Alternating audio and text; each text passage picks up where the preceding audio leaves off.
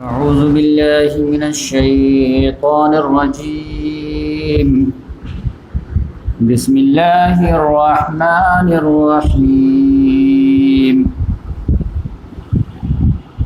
الحمد لله رب العالمين الرحمن الرحيم مالك يوم الدين إياك نعبد وإياك نستعين اهدنا الصراط المستقيم صراط الذين أنعمت عليهم غير المغضوب عليهم ولا الضالين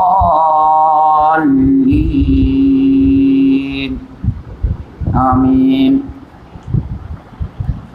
محترم سامعین کرام، ابھی آپ لوگوں کے سامنے قرآن مجید کی سب سے پہلی سورۃ الفاتحہ کی تلاوت کی گئی. اس میں کل 7 آیات ہیں. اس کا ترجمہ ہے: کل تعریف، کل شکر اللہ کے لیے ہے جو رب العالمین ہے، جو رحمان ہے، جو رحیم، مالک یوم الدین، روز جزا کا تنہا مالک ہے. ایاک نعبد و ایاک نستعین، ہم تیری ہی عبادت کرتے ہیں اور کرتے رہیں گے، تجھ سے ہی مدد چاہتے ہیں اور چاہتے رہیں گے. اہدنا الصراط المستقیم، ہمیں صراط مستقیم دکھا، سیدھا راستہ دکھا. صراط الذین انعمت علیہم، وہ صراط مستقیم جس پر تیرا انعام نازل ہوا ہے. غیر المغضوب علیہم ولا الضالین، نہ ان لوگوں کا راستہ جن پر تیرا غضب نازل ہوا اور نہ ان لوگوں کا راستہ جو گمراہ. یہ ہر نماز کے ہر رکعت میں ہم لوگ پڑھتے ہیں. اس میں اللہ تعالیٰ نے مسلمانوں کو کلیئر کٹ میسج دے دیا ہے کہ تم اپنے منہ سے بولو جو میں چاہتا ہوں. اب وہ منہ سے کیا بولنا ہے کہ تمہاری زندگی میں شکر، تعریف، بڑائی، کبریائی کس کی ہو؟ تو الحمدللہ رب العالمین. جو رب العالمین ہے اسی کا حق بنتا ہے کہ اسی کا شکر بجائے لا جائے اور اسی کی تعریف کی جائے. وہ رحمان و رحیم ہے، اس کا بھی تقاضا ہے کہ اس کا شکر کرو. مالک یوم الدین ہے، اس کا بھی تقاضا ہے کہ وہاں جو تمہارا جو ہے فیصلہ ہونا ہے، تو جس کے ہاتھ میں تمہارا فیصلہ ہے اس کو خوش کرنے کی کوشش کرو. پھر اپنی پوزیشن واضح کرو. ایاک نعبد و ایاک نستعین کلمہ پڑھ کر کے جو اسلام قبول کیے ہو، تو اسلام کا مطلب کیا ہے؟ اسلام کا مطلب ہے خدا کی غلامی اختیار کرنا، اپنے آپ کو سرنڈر کر کر کے اللہ کے حوالے کر دینا کہ اب میں سرنڈر کرتا ہوں، آپ کی مرضی کے مطابق اب میں ایکٹیویٹیز کروں. تو فوراً آ کر کے دہراؤ، ایاک نعبد، اے اللہ میں تیرا ہی غلام ہوں اور رہوں گا، اور تجھ سے ہی ہر معاملے میں مدد چاہتا ہوں، چاہتا رہوں گا. یہ اقرار بھی ہے اور ایک وعدہ عہد بھی ہے. پھر زندگی جو گزاروں گا وہ کیسے گزاروں گا؟ تو جو بتا دے وہی گزاروں. اہدنا الصراط المستقیم، تو بتا کہ اب میں کیا کروں کیا نہ کروں، ہماری زندگی کیسے گزرے، کیا چیز ہمارے لیے صحیح ہے کیا غلط ہے، تو بتا. اہدنا الصراط المستقیم ہمیں زندگی گزارنے کا سیدھا راستہ بتا دے، وہ راستہ جس پر چل کر کے لوگوں کو انعام ملا ہے. آپ خوش ہو گئے ہیں اور آپ نے انعام دیا ہمیں، جیسے انبیاء کرام کو نوح علیہ السلام کو دیے ہیں، آدم علیہ السلام کو دیے ہیں، ابراہیم علیہ السلام کو دیے ہیں، داؤد علیہ السلام کو، سلیمان علیہ السلام. یہ سب صراط مستقیم پر چلے ہیں تو آپ انعام سے نوازیں، دنیا میں بھی اور آخرت میں بھی. اور غیر المغضوب علیہم ولا الضالین، نہ ان لوگوں کا راستہ جن پر تیرا غضب نازل ہوا یا جو گمراہ ہو گئے. غضب کن پر نازل ہوا ہے؟ جو لوگ رسولوں کے منکر تھے، انکاری تھے. رسول آئے، ان کو سامنے دعوت پیش کیے، انہوں نے انکار کر دیا، تو اللہ کی سنت کے اندر میں آ گئے کہ جو بھی رسول کا انکار کرے گا اس پر اللہ کا غضب نازل ہوگا، دنیا میں بھی اور آخرت میں بھی. قوم نوح ہے، قوم سمود ہے، قوم عاد ہے، قوم شعیب ہے، تمام لوگوں پر اللہ کا غضب نازل ہوا. اور اس پر بھی جو گمراہ ہو گئے، یعنی نبی کا ساتھ دیے لیکن آگے چل کر کے پھر جو ہے اسلام سے الگ راستہ ہے. جیسے عیسائی لوگ ہیں، یہودی لوگ ہیں، موسیٰ علیہ السلام کا ساتھ دیے لیکن بعد میں خود جو ہے اسلام سے ہٹ گئے، گمراہ ہو گئے. تو رسولوں کا ساتھ دینے والے بھی جو بعد میں گمراہ گیا اس کا راستہ بھی بچا دے ہمیں، اور جو لوگ رسول کی مخالفت میں شروع ہی میں آ گئے، جو شروع ہی میں غضب کے شکار ہو گئے، اس سے بھی ہمیں بچا۔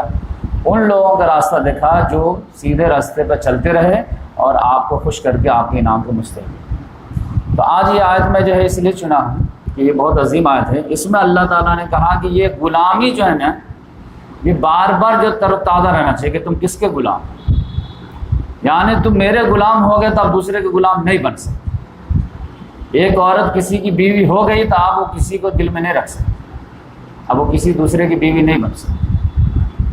تو اب ایک کی غلامی آ گئی تب دوسرے کی غلامی نہیں آئے۔ تو اللہ کی غلامی کا نام اسلام ہے، غیر اللہ کے فرما برداری کا نام غلامی ہے۔ تو اب یہ ہے کہ آج جو ہمارا ٹاپک ہے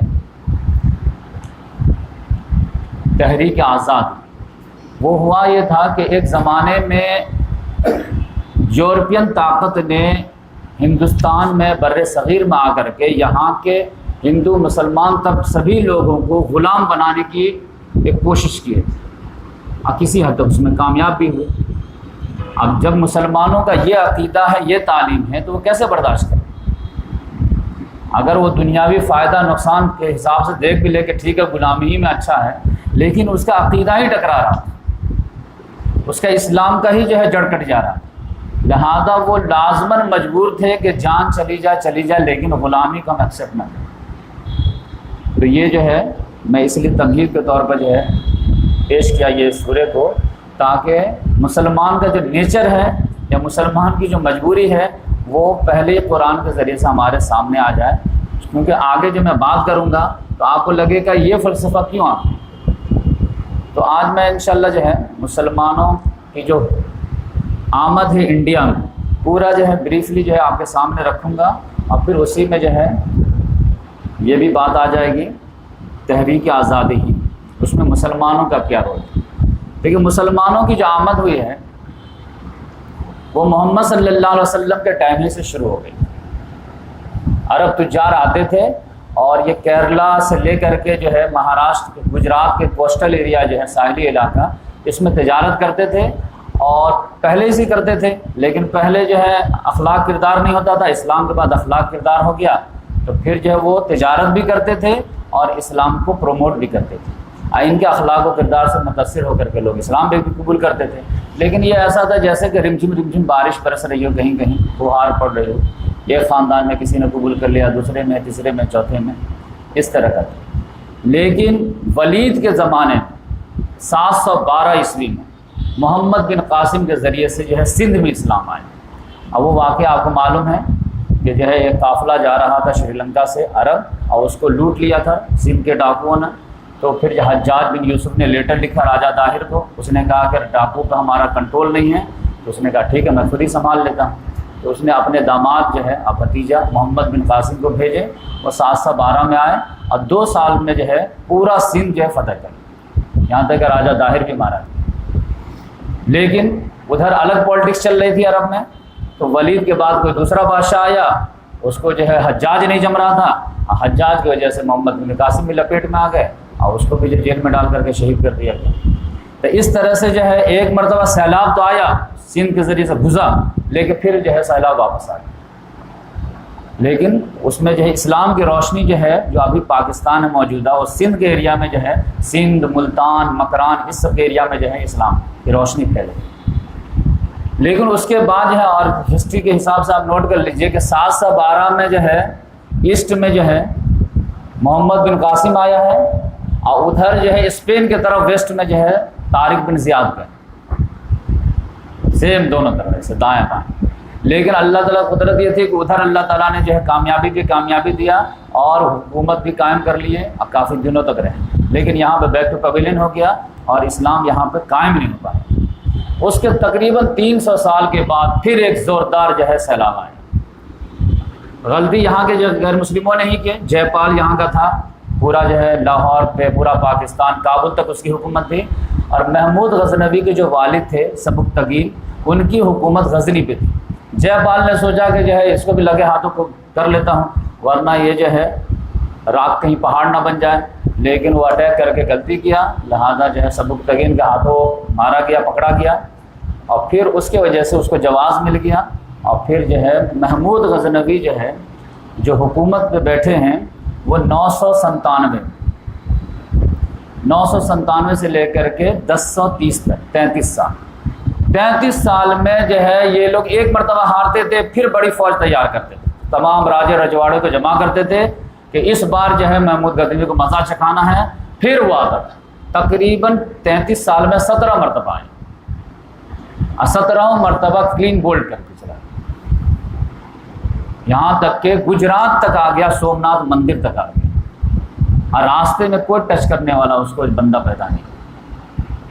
تو اس طرح سے ہے، لیکن محمود غزنوی کا بھی جو ہے کلچر نیچر ایسا ہی تھا کہ آیا اور سبق سکھا کے چلا گیا، یہاں پہ کوئی حکومت قائم نہیں کی۔ جیسے طارق بن زیاد جو ہے وہ حکومت قائم کر لی اس پہ، انہوں نے قائم نہیں کیا، لہذا پھر جو سیلاب آیا اور پورا پنجاب اور یہ سب جو پشاور وغیرہ کا ایریا جو ہے صوبے سرحد والا ایریا، پورے میں اسلام تو آ گیا، لیکن پھر وہ حکومت قائم کرتے تو مزے ہی مزہ رہتا، لیکن پھر وہ چلا گیا تو پھر وہی راجے رجواڑے آ گئے۔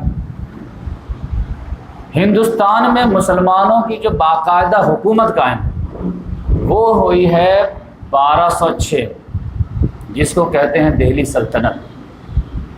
یہ دہلی سلطنت کیسے قائم ہوا آپ جان لیجئے کہ ایک خاندان تھا غوری خاندان، شہاب الدین غوری، غیاث الدین غوری، ان کی حکومت جو تھی افغانستان میں تھی، یہ 2 بھائی تھے۔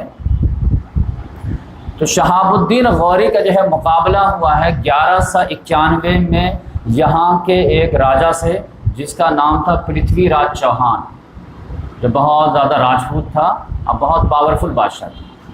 تو اس سے مقابلہ ہوا، اور اس میں جو ہے وہ ترائن کے میدان میں مقابلہ ہوا، جو تراوڑی کہلاتا ہے، آج کل ہریانہ میں ہے۔ اس میں جو ہے 1191 میں شہاب الدین غوری ہار گیا اور جو ہے پرتھوی راج چوہان جیت گیا۔ لیکن شہاب الدین غوری جو تھا وہ اتنا زیادہ غیرت مند خوددار انسان تھا تو اس نے کہا جب تک میں بدلہ نہیں لوں گا میں جو چین سے نہیں بیٹھوں گا، فرش پہ نہیں جو ہے بستر پہ نہیں سوؤں گا، بیوی بال بچوں کے پاس نہیں جاؤں گا، پہلے بدلہ لوں گا، کیونکہ یہ مسلمانوں کے ماتھے پہ ایک کلنگ کا ٹیکا میں لگا دیا، کیونکہ آج تک مسلمانوں نے کہیں ہارا ہی نہیں، یہ پہلا شخص جو ہارا، ورنہ عرب جہاں سے نکلے تو جیتتے ہی چلے گئے۔ تو یہ تو میں جو ہے اگر میں خاموش بیٹھ گیا، یعنی میدان میں جھٹکا لگنا الگ چیز ہے، لیکن اب چوٹ کھا کر کے گھر بیٹھ جانا ہے، یہ تو مسلمانوں کا شیوا ہے ہی نہیں، لہذا میں یہ کلنگ کا ٹیکا برداشت نہیں کروں گا، میں اس کا بدلہ لوں گا۔ لہذا ایک ہی سال کے اندر میں اتنی تیاری کر لیا کہ پھر اسی میدان میں آ گیا، آ جا۔ تو جو ہے پرتھوی راج چوہان تو مذاق میں لیا، لیکن اس نے بھی بڑی فوج تیار کیا، لیکن اس میں وہ جیت گیا 1192۔ اب 1192 میں جب جیت گیا ہے تو کہا کہ مجھے تو صرف سبق سکھانا مقصود تھا، تو میں تو جا رہا ہوں اپنا افغانستان، وہاں حکومت کروں گا، لیکن یہاں پر اپنا ایک غلام کو جو ہے حکومت کے لیے نائب کے طور پر بیٹھا دیا، اس کا نام تھا قطب الدین ایبک۔ تو قطب الدین ایبک جو ہے یہاں پہ جو ہے دہلی کو سنبھالا، اس نے اجمیر وغیرہ سب کو فتح کر کے دلی سلطنت کی بنیاد رکھی۔ یہ سمجھے کہ دلی سلطنت کی بنیاد یہ 1206 میں پڑ رہی ہے، اور یہ ختم کہاں پہ ہوگی؟ 1526 میں، 1206 سے لے کر کے 1526 تک تقریباً جو ہے 330 سال، 320 سال ہوگا۔ اس میں بس یہ ہے کہ ایک خاندان میں اگر کمزوری آتی تھی تو اس کو اوورٹیک کرنے والا جو خاندان ہوتا تھا وہ بھی مسلمان ہی ہوتا تھا۔ 5 خاندان کے مجموعے کا نام جو ہے دہلی سلطنت۔ پہلا خاندان ہے غلام خاندان، دوسرا ہے خلجی خاندان، تیسرا ہے تغلق خاندان، چوتھا ہے سید خاندان، 5واں ہے لودھی خاندان۔ لیکن ایک کمزوری آئی تو دوسرا اوورٹیک کر لیا، وہ بھی مسلمان، یعنی خلجی بھی مسلمان تھے، تغلق بھی مسلمان تھے، سید بھی مسلمان تھے، لودھی بھی مسلمان تھے۔ ستم بالا ہے ستم، یہ دلی سلطنت ختم ہوا تو اس کے بعد بھی جو آیا وہ بھی مسلمان، وہ مغل خاندان۔ اب وہ مغل خاندان تو اکیلے 5 پہ بھاری پڑا، وہ تو ایک مرتبہ قدم جمایا 1526 میں، تو 1857 میں جو ہے وہاں سے اترا، تو اس کے تو جو ہے 331 سال بنتے، 1526 سے لے کر کے 1857 مغل خاندان کا بانی جو ہے ظہیر الدین بابر، اور مغل خاندان کا آخری بادشاہ بہادر شاہ ظفر 1857۔ تو آپ سمجھیے کہ 3 سے 31 سال، دونوں کو اگر آپ جوڑ دیں، یعنی آپ جو ہے محمد بن قاسم کو بھی مائنس کر دیں، محمود غزنوی کو بھی مائنس کر دیں، اور شہاب الدین غوری کو بھی مائنس کر دیں، اگر قطب الدین ایبک سے جو ہے جہاں سے بالکل سسٹمیٹک جو ہے حکومت قائم ہوئی ہے وہاں سے بھی جوڑیں تو 651 سال بنتے ہیں، 650 سال مسلمانوں کی یہاں پہ حکومت رہی۔ یہ اگر کسی بچے کو معلوم ہو جائے تو وہ بلیو نہ کرے آج کے دور۔ اور ہسٹری میں آپ دیکھیں گے کہ عربوں کی حکومت جو رہی ہے 1440 چل رہا ہے، 1400 سال میں جو ہے 1200 سال سپر پاور کا رول ادا کیا۔ یہ کبھی میں انٹرنیشنل جو ہے عالمی جو ہے اسلامی حکومت کے بارے میں بتاؤں گا تو آپ کو لگے گا کہ یہ صرف 200 سال جو ہے غلامی میں گزارا، ورنہ 1400 سال میں 1200 سال جو ہے وہ لیڈرشپ کے طور پہ دنیا میں رہا۔ 600 سال تک حکومت کیا ہے عرب کے لیڈرشپ کے اندر، 610 میں محمد صلی اللہ علیہ وسلم جو ہے رسول بنے ہیں، 622 میں ہجرت کیے ہیں، 632 میں انتقال کیے ہیں، پھر خلافت راشدہ 630 سے لے کر کے 660، پھر اس کے بعد جو ہے بنو امیہ کا دور 660 سے جو ہے 750، اور اس کے بعد بنو عباس کا دور شروع ہو گیا۔ اب بنو عباس کا دور جو 750 سے لے کر کے 1258 میں ہلاکو خان کے ہاتھ ختم ہوا۔ تو 610 سے جوڑیں گے اگر تو 610 سے لے کر کے 1258 کتنے سال ہو؟ 648 سال۔ یہ عرب کے لیڈرشپ کے اندر میں یہ مسلمانوں کی حکومت رہے پوری دنیا میں سپر پاور۔ اب پھر اس کے بعد وہ ڈاؤن فال ہوا تو آپ دیکھ لیجیے کہ اللہ تعالیٰ 1258 میں خلاف بغداد کی تباہی ہوئی ہے، لیکن اس کے 50 سال پہلے ہی جو اللہ تعالیٰ نے جو ہے بر صغیر میں اسلامی حکومت قائم کر دیا، مسلمانوں کی حکومت 1206 میں، یعنی 52 سال پہلے ہی اللہ تعالیٰ نے ریڈی کر دیا۔ اب پھر اس 1258 کے 50 سال بعد 1300 میں جو ہے خلافت عثمانیہ قائم ہو رہی تھی ترکی میں۔ تب آپ دیکھا پھر خلافت عثمانیہ جو 1300 میں قائم ہوئی ہے تو وہ تو 1924 تک نہیں ہل پائی، تو وہ 600 سال ادھر 625 سال۔ تو یہ 1400 سال کی تاریخ میں 200 سال چھوڑ کر کے 1200 سال مسلمانوں نے جو ہے سپر پاور کا رول ادا کیا ہے۔ تو آج جو لوگ مغرب بے چین ہیں اور لوگ ٹینشن میں ہیں کہ ان کو اتنا دبا دو کہ یہ نہ سر اٹھا پائے، تو اس کے ریزن سمجھ میں آتا کہ نہیں جاتا کہ ان کو تجربہ ہے، ان کو ایکسپیرینس ہے، ان کے ڈی این اے میں حکومت کرنا ہے۔ ان کو بتایا ہی گیا ہے کہ تم خلافت کے لیے پیدا ہو، ان کو بتایا ہی گیا ہے کہ تم کو دنیا کو سنوارنا ہے، اپنے حساب سے چلانا ہے، اللہ کی مرضی کے مطابق دنیا کو ڈھالنا ہے، ان کے ایمان کا حصہ بنایا گیا۔ تو اس لحاظ سے جو ہے آج بھی انڈیا میں جو مسلمان کو پریشانی ہے وہ اسی وجہ سے کہ یہ کچلا ہوا سانپ ہے، یہ زخمی شیر ہے، اگر یہ جاگ گیا تو پھر جو ہے 600 سال تو تھوڑے سے آتے تھے پورا فتح کر جاتے تھے، ابھی تو 25 کروڑ، لہٰذا دباؤ دباؤ دباؤ، ان کو لائٹلی مت لو، دلت مت سمجھیں، دلتوں کو کتنا بھی سور لگا پھونکے گا اسرافیل کے سور سے بھی نہیں اٹھے گا، لیکن مسلمانوں کا تو چنگاری بھی کافی بارود کا ڈھیر ہے، 600 سال کا تجربہ ہے۔ بات سمجھے کہ آپ کو بچے کو لگتا ہے نا کہ دلت بھی تو ہے، ان کو کیوں نہیں ٹارگٹ کرتے، ہم کو کیوں ٹارگٹ کرتے؟ تو جو ہے دہلی سلطنت میں جو 5 خاندان تھا، پہلا غلام خاندان 1206 سے لے کر کے 1290 تک 84 سال، پھر اس کے بعد خلجی خاندان آیا 1290 سے لے کر کے 1320 تک 30 سال، پھر تغلق خاندان آیا 1320 سے لے کر کے 1414 تک 94 سال، پھر تغلق خاندان کے بعد سید خاندان آیا 1414 سے لے کر کے 1451 37 سال، پھر اس کے بعد لاسٹ آیا لودھی خاندان جو 1451 سے لے کر کے 1526 تک 75 سال۔ یہ 5 خاندان ملا کر کے آپ جانتے ہیں دلی سلطنت کہلاتی ہے۔ اور دلی سلطنت کا آخری جو بادشاہ تھا ابراہیم لودھی، وہ پانی پت کی لڑائی میں جو ہے آپ جانتے ہیں کہ ظہیر الدین بابر سے ہار گیا، اور وہاں پھر مغل بادشاہ کا بادشاہ، اور یہ ظہیر الدین بابر تو کتنا پاورفل تھا آپ جانتے ہیں کہ ددھیالی رشتہ اس کا تیمور خان سے جو جڑتا ہے، اور ننہیالی رشتہ جو چنگیز خان سے جڑتا ہے، اور دونوں سے لوگ کتنا ڈرتے ہیں آپ سمجھ سکتے ہیں۔ مائیں جو ہے بچوں کے ڈر چنگیز آ جائے گا. تو اب یہ جب آیا، اور تیمور کو بھی لوگ دیکھ چکے تھے، 1498 میں یہ دلی کی اینٹ سیٹ بجا کے جا چکا تھا وہ. یہ 1526 میں آیا، 28 سال کے بعد اسی خاندان کا ہے. تو یہ جب آیا تو اس نے 6 تو ایسا بادشاہ دیا کہ پوری دنیا کو ہلا دیا. ظہیر الدین بابر آیا، وہ تو 4 ہی سال رہ پایا، 1226 سے لے کر کے 1230 تک. لیکن اس کا بیٹا ہمایوں آیا، پھر اس کا بیٹا اکبر آیا، اس کا بیٹا جہانگیر آیا، اس کا بیٹا شاہ جہاں آیا، اس کا بیٹا اورنگزیب. یہ جو ہے مغلیہ سلطنت کا دور عروج. اورنگزیب کا جو انتقال ہوا ہے 1707 میں ہوا. 1526 میں جو ہے مغلیہ سلطنت قائم ہوئی ہے، اور 1707 تک اس کا دور عروج ہے، یعنی تقریباً 181 سال. اب پھر جو ہے اورنگزیب کے بعد 1707 سے لے کر کے 1857 تک جو ہے اس کا دور زوال ہے. اس میں جتنے بھی بادشاہ ہیں کوئی بھی کام کا نہیں تھا، کمپیٹنٹ نہیں تھا، نام کا بادشاہ تھا.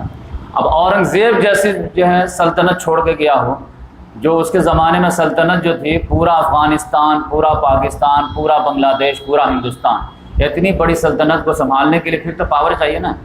یہ ان کے جو جانشین تھے وہ کوئی کام کے نہیں تھے. تو آپ دیکھیے بابر جو آیا ہے 1526 میں آیا ہے، 4 سال میں اس کا انتقال ہو گیا 1530 میں. اس کے بعد جو ہمایوں آیا ہے اس کا بیٹا 1530 سے لے کر کے 1540 تک رہا ہے. لیکن اس کے بعد اس کو جو ہے شیر شاہ سوری نے جو بھگا دیا یہاں سے. کھدیڑ کر کے اتنا بھگایا کہ وہ جو ہے ایران میں جا کر کے جو ہے اس کو بنا لینی پڑی. بادشاہ جو طہماسپ تھا اس سے. لیکن شیر شاہ سوری کا خاندان میں بھی 3 لوگ تھے، 15 سال چلائے. شیر شاہ سوری جو تھا وہ 1540 سے 1545، پھر اس کا بیٹا جو ہے 1545 سے 1554 9 سال، پھر اس کا پوتا جو ہے 1 سال. 55 کے بعد جو ہے پھر جو ہے وہ ہمایوں واپس آ گیا، اس بادشاہ ایران کے بادشاہ کے. ایران کے بادشاہ کے تھرو جب آیا تو وہیں سے پھر جو ہے شیعہ مذہب بھی لے کر کے آیا. تو یہاں انڈیا میں جو اس سے پہلے شیعت نہیں تھی، اونلی سنی مسلمان اور حنفی کٹر مسلمان. تو انڈیا کی ایک جو بد نصیبی کیا ہوئی کہ انڈیا میں جو اسلام آیا نا وہ عرب کا خالص اسلام نہیں آ پایا، حنفیت والا بھرا ہوا صوفی ازم والا. کیونکہ 600 سال بعد آیا نا، 610 میں محمد صلی اللہ علیہ وسلم جو ہے کام شروع کیے ہیں، اب 1206 میں آ رہا، تو تقریباً 600 سال بعد اسلام آیا ہے. تو عرب کی خصوصیت جو تھا وہ کھو چکے تھے. تو کٹر حنفیت اور صوفیت میں بہت زیادہ غلبہ، وہ اسلام آیا. لیکن پھر بھی وہ سنی اسلام تھا، شیعہ اسلام نہیں تھا. یہ ہمایوں جو ہے یہ شیعہ اسلام نہیں ہے، اس کی بیوی وغیرہ تھی. پھر جو ہے آپ جانتے ہیں کہ ہمایوں جو ہے 1 ہی سال رہ پایا، 1555 سے لے کر کے 1556 تک. اور پھر اس کے بعد جب اس کا انتقال ہو گیا تو اس کا بیٹا اکبر تخت نشین ہوا. اب وہ جو ہے 49 سال تک رہا، 1556 سے لے کر کے 1605 تک. اور اس کے دور میں اکبر دا گریٹ ہر آدمی جانتا ہے. مسلمانوں کا دور عروج جو ہے بلا چونچرا والا تو اسی کا دور ہے، اورنگزیب کا بھی نہیں. اورنگزیب کو تو مراٹھوں نے پریشان کر دیا، 25 سال تک تو بیچارہ مراٹھوں سے لڑتا رہا، اور وہ اس کو دلی جانا نصیب نہیں ہوا. اور یہیں اس کا مقبرہ بھی آپ جانتے ہیں دکن میں، اورنگ آباد میں، کیونکہ اس کو فرصت ہی نہیں دیا، بھرپور ٹکر دیا یہاں کے جو شیواجی وغیرہ نے. لیکن اکبر کو کوئی چیلنج ہی نہیں تھا، پورا ایک دم سالڈ حکومت 49 سال کیا ہے. یعنی پورے مسلم انڈیا میں اگر آپ دیکھیں گے کہ سب سے زیادہ گولڈن ایرا قومی لحاظ سے اگر مسلمانوں کا تھا تو وہ اکبر کے زمانے میں. لیکن بدنصیبی بدنصیبی بدنصیبی اسلام کی وہ جڑ کھود کے رکھ دیا اس نے. یعنی مسلمان قومی لحاظ سے کلائمیکس پر تھا تو اسلام جو ہے 0 سے بھی نیچے چلا گیا، یہاں تک اس نے جو اسلام کے خاتمے کا اعلان کر دیا کہ دین محمدی ختم، جسٹ فنش. کیونکہ اس کو جو ابو الفضل اور فیضی جیسے جو ہے رہبر مل گئے تھے، وہ عالم مل گئے تھے، اس نے اس کو پٹی پڑھا دیا کہ اللہ کا ایک دن جو ہوتا ہے نا لوگوں کے 1000 دن کے برابر ہوتا ہے. اور محمد صلی اللہ علیہ وسلم کو نبی بنے 610 میں بنے تھے، تو اب تقریباً 1000 سال ہو گئے ہیں، 1600 میں آپ ہیں. تو اب جو ہے دین محمدی کا چیپٹر کلوز ہو گیا، اب یہاں سے نیا دن شروع کیجیے. اور اگر آپ نیا دین نہیں شروع کریں گے تو اتنے بڑے جو ہے رنگا رنگی والے ملک کو نہیں کنٹرول کر پائیں گے۔ تو اس نے کہا کہ آپس میں جو لڑائی ہے عیسائیوں میں، یہودیوں میں، مسلمان ہیں، کس وجہ سے؟ یہ لوگ اللہ کو نہیں مانتے کیا؟ کہ نہیں، یہ اللہ کو مانتے، تو پرابلم کیا ہے؟ کہا یہ سب لوگ اللہ ہی کو مانتے ہیں، لیکن یہ لوگ اپنے اپنے رسول کو لے کر کے الگ الگ جو ہے دکان بنا لیے ہیں۔ یہودی لوگ موسیٰ علیہ السلام کو مانتے ہیں، عیسائی لوگ عیسیٰ علیہ السلام کو مانتے ہیں، مسلمان لوگ محمد صلی اللہ علیہ وسلم کو مانتے ہیں، تو اس کی وجہ سے الگ الگ جو ہے گروپ بن گیا ہے۔ اس نے کہا کہ اگر ان رسولوں کو نکال دیا جائے تو کہا سب اللہ میں تو ماننے والے ہو جائیں گے۔ کہا تب تو ارے بہترین یونائٹ ہو جائیں گے۔ تو اس نے کہا بھائی سارے رسول کو ہٹاؤ اور اللہ کو مانتے ہو نا، اللہ کو خوش کرنا، انہی سے جنت لینی ہے نا، چلو دین الہی کو سب لوگ ایکسیپٹ کریں۔ تو آپ سمجھیے دین محمدی کے جو ہے خاتمے کا اس نے اعلان کر دیا، اس کی جگہ پہ نیا دین دے دیا لوگوں۔ لیکن سب سے زیادہ پرابلم کس کو تھا؟ مسلمان کو تھا، کیونکہ مسلمان کا شروع سے کہنا یہ ہے کہ ان الدین عند اللہ الاسلام، اللہ کے نزدیک اونلی ایکسیپٹیبل دین اسلام ہے، لہٰذا یہ اس میں کمپرومائز ہو نہیں سکتا۔ لہٰذا مسلمان بھی کھڑے ہو گئے اور غیر مسلموں نے بھی سپورٹ نہیں کیا، لہٰذا اس کا وہ دین فلوپ ہو گیا۔ لیکن یہ بات جو میں بار بار سمجھاتا ہوں کہ مسلمان قوم الگ چیز ہے، اسلام الگ چیز ہے۔ اس کو اگر سمجھنا ہونا تو یہ کلاسیکل ایگزامپل ہے کہ ایک دور ایسا تھا کہ اسلام زیرو لیول پہ تھا اور جو ہے مسلمان جو ہے ہیرو لیول پہ تھا۔ دین محمدی کا انکار کر دیا تو بچا کیا؟ تو اس لحاظ سے جو ہے اکبر جو رہا۔ اس کے بعد جو ہے جہانگیر آیا، اس کا بیٹا سلیم نام تھا، لقب دیا جہانگیر۔ وہ جو ہے 1606 سے لے کر کے 1605 سے لے کر کے 1627 تک 22 سال۔ پھر جب اس کا انتقال ہو گیا تو پھر جو ہے شاہ جہاں آیا، اور 1627 سے لے کر کے 1657 تک 20 سال۔ اب پھر اس کے بعد آپ وہ جانتے ہیں کہ یورپ بھی ترقی کر رہا تھا، مسلمان بھی ترقی میں تھے، لیکن یورپ والے سائنسی ایجاد کر رہے تھے، یونیورسٹی بنا رہے تھے، اور ہمارا بادشاہ تاج محل بنا رہا تھا، لال قلعہ بنا رہا تھا۔ لہٰذا اس کا رزلٹ تو آنا تھا، وہ رزلٹ آیا، اس نے تاج محل بنایا، لال قلعہ بنوایا، جامع مسجد بنایا، ایک اور تاج محل بنوانا چاہ رہا تھا، اورنگزیب نہ ہوتا تو جو کہا کہ ایک وائٹ سنگ مرمر کا بنایا ہوں، اب ایک بلیک کا بناؤں گا۔ انہوں نے کہا نہیں، بس کیجیے۔ پھر اورنگزیب جب آیا ہے 1657 میں تو 1707 تک رہا، اور یہ جو ہے زمینی رقبے کے لحاظ سے سب سے عظیم تھا۔ پورا افغانستان، پورا پاکستان، پورا بنگلہ دیش، پورا ہندوستان، یہ راس کماری کا جو ہے کیرلا کا تھوڑا سا ایریا چھوڑ کر کے پورا تھا۔ اب اورنگزیب کے بعد جو ہے یہاں سے ڈاؤن فال شروع پاس میں۔ تو آپ سمجھ جائیے کہ اتنے سال میں 1206 سے لے کر کے 1700 500 سال میں تو کسی بچے کے گھٹی میں پڑ جاتا ہے کہ بھائی یہ حاکم ہے، یہ ہم محکوم۔ بچے جیسے آنکھ کھولتے یہ بادشاہ ہیں، کل لگتا ہے یہ ڈیوائن رائٹ دیا ہے اللہ تعالیٰ نے کہ تم بادشاہ کرو۔ تو یہاں پہ غیر مسلم کو تو سوال ہی نہیں تھا کہ وہ جو ہے ہاتھ سر اٹھائیں۔ لیکن ڈاؤن فال سے پہلے جو ہے دیکھ لیجیے کہ انگریز جو ہے مغل سے پہلے آ گیا، مغل بعد میں آئے ہیں، انگریز پہلے آیا۔ انگریز جو ہے یعنی انگریز سے مراد یورپین طاقت جو ہے وہ دہلی سلطنتی کے ٹائم میں آ گیا۔ کب آیا ہے؟ 5 یورپین ممالک آئے ہیں، 6 نکلے تھے، ایک اسپین والا تو ہے۔ 1492 میں کرسٹوفر کولمبس جو ہے وہ انڈیا کی کھوج کے لیے نکلا تھا، لیکن وہ ٹہلتے ٹہلتے چلا گیا امریکہ، ویسٹ انڈیز کھوج لیا اس نے۔ لیکن اسی کے 6 سال کے بعد واسکو ڈی گاما آیا، اور کب آیا ہے؟ 1498۔ اب مغل کب آئے ہیں؟ 1526 میں، یعنی مغل سے 28 سال پہلے جو ہے یہ آ گیا۔ 1498 میں تیمور آیا ادھر جو ہے واسکو ڈی گاما جو ہے وہ کالی کٹ پہ لینڈ کر چکا، پرتگال کا تھا وہ۔ دوسرا جو پھر یہ یورپین جو ملک آیا ہے وہ 95 سال بعد، یہ 97 سال بعد 1595 میں آیا ہے ڈچ، نیدرلینڈ والے۔ تیسرے نمبر پر پھر جو ہے ایسٹ انڈیا کمپنی لے کر کے انگریز آئے۔ چوتھے نمبر پر پھر ڈینش آئے ہیں، ڈنمارک والے 1616 میں۔ یہ انگریز جو آئے ہیں یہ 1608 میں آئے ہیں، 1600 میں ان کی کمپنی بن گئی تھی، ان کو اجازت مل گئی تھی، 8 سال بعد انڈیا آ گئے، اور پھر 1616 میں جو ہے ڈینش والے آ گئے، اور پھر جو ہے سب سے آخر میں جو انڈیا آیا ہے وہ فرانس والے آئے ہیں 1664 یا 65۔ تو 1458-98 سے لے کر کے 1665 تک، یعنی 150 سال، 200 سال میں جو ہے یورپین آنا شروع آئے، اپنا قدم جمائے۔ لیکن یہ سمجھ جائیے کہ 1498 سے لے کر کے 1757 تک، 14 2 16 1 17، یعنی 200-300 سال جو ان کے لگے، 15 2 17، یعنی 250 سال۔ 250 سال یہ لوگ آئے تھے کاروبار کے جو ہے روپ میں، کاروباری کے روپ میں، کہ ہم یہاں پہ تجارت کرنا چاہتے ہیں۔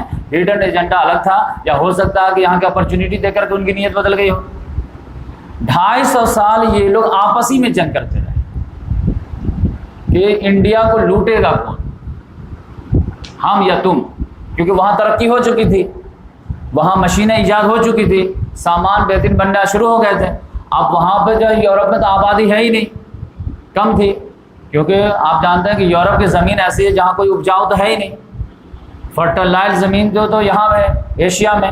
اسی وجہ سے آپ دیکھیں کہ دنیا کی آدھی آبادی جو ہے انڈیا چائنا میں ہے، 7 ارب کی آبادی ہے، 3 ارب تو ادھر ہی ہے۔ کیوں؟ کیونکہ یہاں موسم جو ہے تینوں ہیں، سردی گرمی برسات۔ یورپ میں تو 6 مہینہ برف پڑا رہتا ہے، تو وہاں کیا اگے گا؟ نہ آلو، نہ پیاز، نہ دھان، نہ جو ہے گیہوں۔ تو وہ تو جب مشین ایجاد ہوئی ہے تب وہ رہنے کے لائق زمین بنی ہے، ورنہ تو جو ہے اس سے پہلے تو وہاں لوگ جو ہے بھوکے مرتے تھے۔ لیکن جب مشین ایجاد ہو گئے تو وہ لوگ نکلے کہ بھائی یہاں پہ بکے گا، بکے، مارکیٹ تو ادھر ہے، سونے کی چڑیا تو انڈیا ہے۔ اب آپ سمجھ جائیے کہ سونے کی چڑیا کس نے بنایا ہے؟ اس 500 سال حکومت کی یہاں پہ مسلمانوں نے، اس کو اتنا بنایا، اتنا سجایا کہ سونے کی چڑیا فیمس ہو گیا پوری دنیا میں۔ یورپ والوں کو جیسی نیوز ملی کہ ایک ملک ہے جو سونے کی چڑیا مطلب اٹ از اے سمبل، کہ کہیں پہ بھی ہاتھ رکھو نا تو تم کو سونا ہی ملے گا۔ تو مغل جو آئے تھے نو ڈاؤٹ وہ بھی باہر سے آئے تھے، اور یورپین جو وہ بھی باہر سے آئے تھے، لیکن دونوں میں فرق کیا ہے کہ یورپین جو آئے وہ یہاں لوٹنے کے لیے آئے، کہ یہاں قبضہ کریں گے، لوٹ کر کے جو ہے ہم اپنے یورپ میں لے جائیں گے اور اس کو ترقی دلائیں گے۔ مغل جو آئے نو ڈاؤٹ یہاں فتح کیے، لیکن یہاں فتح کرنے کے بعد جو بھی صلاحیت تھی، جو بھی ٹیلنٹ تھا، وہ سب انڈیا ہی کو لگا دیا۔ یہ جتنے باغ وغیرہ ہیں، جتنے پھول وغیرہ ہیں، سب مغلوں کو لگائے ہوئے۔ یہاں کے لوگ تو کپڑا پہننا نہیں جانتے تھے، عورتیں جو دھوتی استعمال کرتی تھیں، کھانے کا طریقہ نہیں تھا، چھوا چھات، انسان کو جو ہے اچھوت سمجھتا تھا۔ تو یہاں پہ وہ آئے اور اس کو جو ہے سجا کر یہاں تک کہ سونے کی چڑیا بن گئی۔ تب انگریز للچائے ہوئی نگاہ سے یہاں پہ آئے لوٹنے کے لیے۔ تو آپ سمجھ جائیے کہ 250 سال تک، 1757 تک یہ لوگ آپسی میں فائٹ کرتے رہے اور ڈیسائیڈ نہیں کر پائے کہ بھائی انڈیا میں مونوپولی کس کا رہے۔ یہاں تک کہ لڑتے آخری انتہا جو معاملہ ہوا ہے وہ یہ کہ ایسٹ انڈیا کمپنی جو انگریزوں کی تھی، برطانیہ کی، اس نے جو ہے سب کو مار، ڈچ کو بھی بھگا دیے، پرتگال کو بھی بھگا دیے، فرانسیسی کو بھی بھگا دیے، ڈینش کو بھی بھگا دیے۔ اب بولے ہمارا اکیلا راج ہے۔ اور یہ جو ہے ایسٹ انڈیا کمپنی ایک پرائیویٹ کمپنی تھی، یہ برطانیہ والے نہیں آئے تھے، برطانیہ کی ایک کمپنی تھی، جیسے انڈین گورنمنٹ اور جیو کی کمپنی۔ تو مکیش امبانی کی کمپنی جیو ہے، اگر وہ نیپال میں چلے جائے اور جو ہے کمائی کے ذریعے سے پوری وہاں کی زمین خرید لے، وہاں پہ حکومت قائم کر لے، تو وہ جیو کی حکومت جو ہے مکیش امبانی کمپنی کی حکومت کہلائے گی، وہ انڈین گورنمنٹ کی نہیں کہلائے۔ تو یہ ایسٹ انڈیا کمپنی جو ہے 27 لوگوں کا مجموعہ تھا، ان لوگوں کی جو یہاں پہ حکومت تھی۔ اب یہاں پر یہ ہے ان لوگوں نے دیکھا کہ یہ جیسے اورنگزیب جو ہے دنیا سے گئے، اس کے بعد بادشاہ آئے، کچھ بادشاہ کا نام ہم پہلے بتا دیتے ہیں کہ ان کے بعد جو آئے ہیں بہادر شاہ۔ اورنگزیب کے بعد جو ہے آئرانی آف فیتھ کے طور پر آپ دیکھیں کہ 2 جو ہے بہادر شاہ نام، اورنگزیب کے بعد پہلا بادشاہ بہادر شاہ اور لاسٹ بادشاہ بہادر شاہ ظفر۔ اب دونوں کا نام بہادر، لیکن کام کا ایک بھی بہادر، نہ بہادر شاہ ظفر بہادر تھا نہ بہادر شاہ۔ تو اورنگزیب کے بعد بہادر شاہ آیا، وہ کب سے کب آیا؟ 1707 سے لے کر کے 1712 تک۔ اس کے بعد فرخ سیر آیا 1712 سے لے کر کے 1719 تک۔ پھر اس کے بعد محمد شاہ آیا جو رنگیلا کے نام سے مشہور ہو گیا، میوزک وغیرہ بہت لائک کرتا تھا۔ تو وہ جو ہے 1719-20 سے لے کر کے 1748 تک. پھر اس کے بعد احمد شاہ آیا 1748 سے لے کر کے 1754 تک. پھر اس کے بعد عالمگیر آیا. ایک تو اورنگزیب عالمگیر ہے، یہ عالمگیر ثانی ہے. یہ 1754 سے لے کر کے 1759 تک 5 سال. اور اس کے بعد ایک بڑا بادشاہ آیا لمبے پیریڈ کے لیے، لیکن کوئی کام کا نہیں تھا، شاہ عالم. شاہ عالم از دلی تا پالم، اس کی حکومت نہیں تھی بس، لیکن بادشاہ تھا. تو اس کے جو ہے 1759 سے لے کر کے 1806 تک. اب پھر اس کے بعد اکبر ثانی 1806 سے لے کر کے 1837 تک 31 سال. اب پھر لاسٹ آیا 1837 سے لے کر کے 1857 بہادر شاہ ظفر، اور انڈیا میں مسلمانوں کی حکومت کلوز. اب یہ میں ویڈیو بنا رہا ہوں تو اس میں آپ جو ہے بار بار دیکھیں گے تو آپ کو یاد آ جائے گا. آپ سوچیں گے کہ اتنا کیسے میں یاد رکھوں گا، تو ریکارڈنگ کرا دے رہا ہوں. تو اس میں آپ دیکھیں گے کہ یہاں سے اب ڈاؤن فال شروع ہوا ہے. جیسے اورنگزیب دنیا سے گیا 1707 میں، ویسے ہی آپ جانتے ہیں کہ یہاں کی ریاستیں ٹوٹنا شروع ہو گئی. بنگال الگ ہو گیا، پھر دکن الگ ہو گیا، پنجاب الگ ہو گیا، اودھ الگ ہو گیا، راجپوتانہ الگ ہو گیا، الگ الگ جو ہے ہونا شروع ہو گئے. اب اس میں جو ہے شروع میں کہتے تھے نہیں ہم آپ ہی کو بادشاہ مانتے ہیں، لیکن ہماری بھی تھوڑی سی کچھ چلے گی. وہ بھی کہتا ٹھیک ہے، پیسہ بھیجتا رہا تو کہیں بھی رہا. تو اس طرح سے جو ہے انڈیا کے جو ہے تقریباً 10-12 ٹکڑے ہو گئے.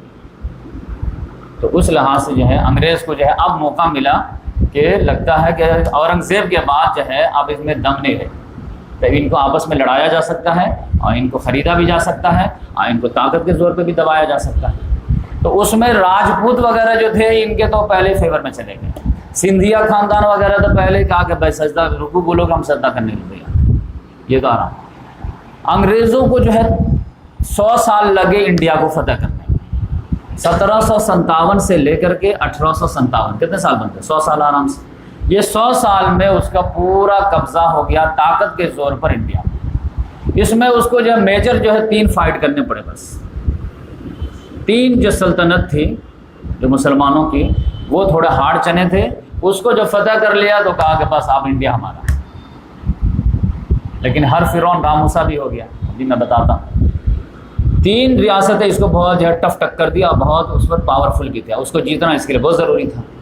ایک جو ہے بنگال، اس زمانے میں سب سے زیادہ زرخیز زمین جو تھا وہ بنگال ہے. بنگال سے مراد پورا بنگلہ دیش اور آج کا ویسٹ بنگال پورا جو ہے، یہ سب سے زیادہ جو ہے ریونیو دینے والا جو ہے ریاست. اس کے بعد دوسرے نمبر پر جو ہے میسور، اور تیسرے نمبر پر بمبئی. یہ 3. تو 1757 میں جو ہے آپ سمجھ جائیے. اور چوتھے نمبر پر سمجھیے کہ اودھ جو ہے، جو یو پی بہار کا جو ایریا کہلاتا ہے، تو یہ ایریا تھا. تو 3 جنگیں لڑی، وہ میں آپ کو تھوڑا بریفلی بتا دیتا ہوں تاکہ پورا کانسیپٹ کلیئر ہو جائے. 1757 میں جو ہے انہوں نے پہلے بنگال جیتا پلاسی کی جنگ میں سراج الدولہ کو ہرا کر. یہ کیسے ہوا بس سسٹمیٹک تھوڑا سمجھ لیجیے. اورنگزیب کے زمانے میں یہ بنگال الگ ہوا تھا، لیکن اورنگزیب کو بادشاہ مانتے تھے. 1704 میں اس کا نام تھا مرشد قلی خان. مرشد قلی خان نے کہا کہ ہم یہاں پہ جو ہے صوبیدار رہیں گے اور اپنے حساب سے یہاں پہ چلائیں گے. تو 1704 سے لے کر کے 1725 تک جو ہے وہ وہاں کا صوبیدار رہا. لیکن 1707 میں اورنگزیب دنیا سے چلے گئے. اس کے بعد ان کا جو ہے داماد آیا شجاع الدین خان. وہ جو ہے 1725 سے لے کر کے 1739 تک رہے. مرشد قلی خان کا جو ہے داماد شجاع الدین خان، وہ 39 تک رہے. اور 39 میں آپ جانتے ہیں نادر شاہ کا حملہ ہو گیا انڈیا پہ. اب اس نے پھر جو ہے جیسے تیمور لنگ نے جو اینٹ سیٹ بجایا تھا، اس نے نادر شاہ نے اینٹ سیٹ بجا دیا. تو ادھر جو دلی پورا کمزور ہو گیا تھا. اور دور کس کا چل رہا؟ محمد شاہ رنگیلا کا. بات سمجھ میں آئے؟ اس کے بعد جو ہے نادر شاہ کے جیسے اس کے زمانے میں جو ہے یہ شجاع الدین خان ختم ہوا تو اس کا بیٹا آ گیا سرفراز خان. سرفراز خان نے جو ہے نادر شاہ کا جو ہے خطبہ پڑھنا شروع کر دیا اور اس کا سکہ جاری کر دیا کہ آپ ہی بھگوان ہو، آپ ہی کی بات چلے گی. جب جیت گئے ہو تو آپ ہی کو بس. بی جے پی جیت گئے تو بی جے پی، کانگریس جیت گئی کانگریس. تو اب صوبے بہار کا ایک جو گورنر تھا محمد شاہ رنگیلا کا جو گورنر، اس کا نام تھا علی وردی خان. اس نے کہا اس نے جو ہے غداری کیسے کر دیا، لہذا اس نے جو ہے محمد شاہ رنگ اللہ سے اجازت مانگی کہ بولیے تو میں چڑھائی کر دوں اس پہ، اس کو بغاوت کا سبق سکھا دو۔ اس نے کہا لگے ہاتھ اٹیک کر دو۔ اس نے جو ہے اٹیک کر دیا، ایک ہی سال میں سرفراز خان کو گدی سے ہٹا دیا اور پورا بنگال پہ جو ہے کس کا قبضہ ہو گیا، علی وردی خان۔ علی وردی خان پورے بہار کا مالک ہو گیا، پورے جو ہے یو پی کا مالک ہو گیا، بنگال کا بھی مالک ہو گیا۔ اس کے وہ جو ہے 40 سے لے کر کے 55 تک جو ہے وہ 56 تک حکومت کیا، 16 سال۔ اس کے بعد اس کا نواسا جو تھا اس کا نام تھا سراج الدولہ، وہ تخت پر بیٹھا۔ تو یہ جو ہے اس پیریڈ میں جو ہے سراج الدولہ دیکھ رہا تھا کہ انگریز جو ہے نا بہت ایگریسولی آگے بڑھ رہے، پہلے تجارت کرنے کے لیے آئے تھے تو پہلے اجازت مانگے تجارت کی، پھر تجارت کے بہانے جو ہے کوٹھیاں بنانا شروع کر دیے، کوٹھیاں بناتے بناتے جب پھیل گئے ہیں تو کوٹھیاں کم لگتی ہیں اور قلعہ زیادہ نظر آتا ہے۔ اب پھر یہ لوگ جو کہتے تھے کہ ہم ٹیکس دیں گے تو اب طاقت محسوس ہونے لگی تو ٹیکس دینا بھی آناکانی کرنے لگے۔ تو پھر سراج الدولہ کو غصہ آیا تو پھر اس نے ایکشن لیا، تو پھر ایکشن کا پھر انگریزوں نے ری ایکشن دیا اور اس میں جو ہے نتیجے کے طور پر جنگ ہو گئی، پلاسی کی جنگ۔ پلاسی کی جنگ ہوئی، 70,000 کا جو ہے فوج لے کر کے سراج الدولہ آیا میدان، اور انگریز جو ہے اونلی 3,000 فوج لے کر کے، لیکن اس کے پاس تلواریں تھے، اس کے بعد بندوقیں تھیں، بندوق ایجاد کر کے لایا تھا۔ لیکن مسئلہ کیا ہوا، اس نے جو ہے سراج الدولہ کے ایک رشتہ دار کو جو ہے خرید لیا، اس کا نام تھا میر جعفر۔ میر جعفر جو ہے سراج الدولہ کا سپہ سالار تھا۔ اس نے کہا کہ بالکل آپ ٹینشن نہیں لیجئے، ایک وعدہ کیجئے کہ سراج الدولہ اگر ہار جائے گا تو نواب کس کو بنائیے گا؟ کہا تم کو بنا دیں گے۔ کہا بس میدان جنگ میں جو ہے عین موقع پہ میں ہتھیار ڈلوا دوں گا سارے فوج۔ لہٰذا میر جعفر جو ہے ساز باز کیے ہوا تھا، مین جو ہے عین ٹائم پہ جو اس نے ہتھیار ڈال دیا، لہٰذا اور 3,000 فوج سے 70,000 فوج کو شکست دے دیا، اور سراج الدولہ بھاگا تو پکڑ کے لایا، اس کو قتل کر دی۔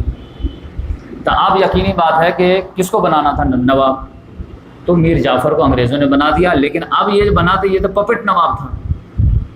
تو یہ 57 میں میر جعفر جو ہے بنگال کا نواب بن گیا، لیکن اس کو لگتا تھا کہ بالکل ہی پپٹ بنا دیا ہم کو۔ ہم تو سوچے تھے کہ تھوڑا اس نے بیلنس رکھے گا، بالکل ہی جو ہے ربڑ اسٹمپ سمجھ رہا۔ تو تھوڑا سا جیسے آناکانی کیا تو کہا کہ بھیا تو ہٹ، اور تمہارا جو داماد ہے میر قاسم اس کو جو نواب بنا دیا 3 سال کے 60 میں 1760 میں۔ اب میر قاسم جب جو ہے بنا بنگال کا نواب تو اس کو بھی لگا کہ بالکل ہی ربر اسٹمپ سمجھ لیے کیا مجھے، تو وہ بھی جب تھوڑا آبجیکشن لیا تو انگریزوں نے پھر اس کو سائڈ کیا 3 سال کے بعد، اب پھر میر قاسم کو میر جعفر کو بنا دیا، چل دوبارہ آ جاتا۔ اس زمانے میں میر جعفر کو لوگ جو ہے جو انگریز کا گورنر تھا اس کا نام تھا کلائیو، تو اس کو کلائیو کا گدھا بولتے تھے۔ یہ کلائیو کا گدھا پھر آ گیا، اور پھر 1965 میں 2 سال کے بعد وہ مر گیا۔ پھر اس کے بعد اس کے بیٹے کو بنایا، اور 1772 تک 7 سال تک وہ نواب پپٹ نواب رہا۔ اس کے بعد انگریزوں نے کہا بھائی یہ نام کا بھی جو ہے نوابی وابی ختم کرو، اب پورا براہ راست ہمارے کنٹرول میں بنگال آنے تاکہ پوری جو ہے ڈرین آف ویلتھ جو ہے آرام سے ہم کر سکیں۔ تو یہ بنگال کا چیپٹر کلوز ہو گیا 72 میں۔ اب اس کے بعد کیا ہوا کہ میر قاسم جو تھا وہ بھاگا آ گیا کہاں، اودھ۔ اودھ جو ہے یو پی بہار کا جو فرٹیلائز ایریا اس کو کہتے ہیں۔ وہاں پہ جو نواب تھا اس کا نام تھا شجاع الدولہ۔ اور شجاع الدولہ کے کسٹڈی میں پروٹیکشن میں جو ہے وہ جو مغل بادشاہ تھا جو 1759 میں بنا تھا، وہ جو ہے بننے کے بعد جو ہے اپنے عمرہ کے ڈر سے جو ہے پناہ میں آ گیا تھا شجاع الدولہ کے، بھائی ادھر جو ہے بہت ڈر لگ رہا ہے تو ہم جو آپ کے پروٹیکشن میں رہیں گے۔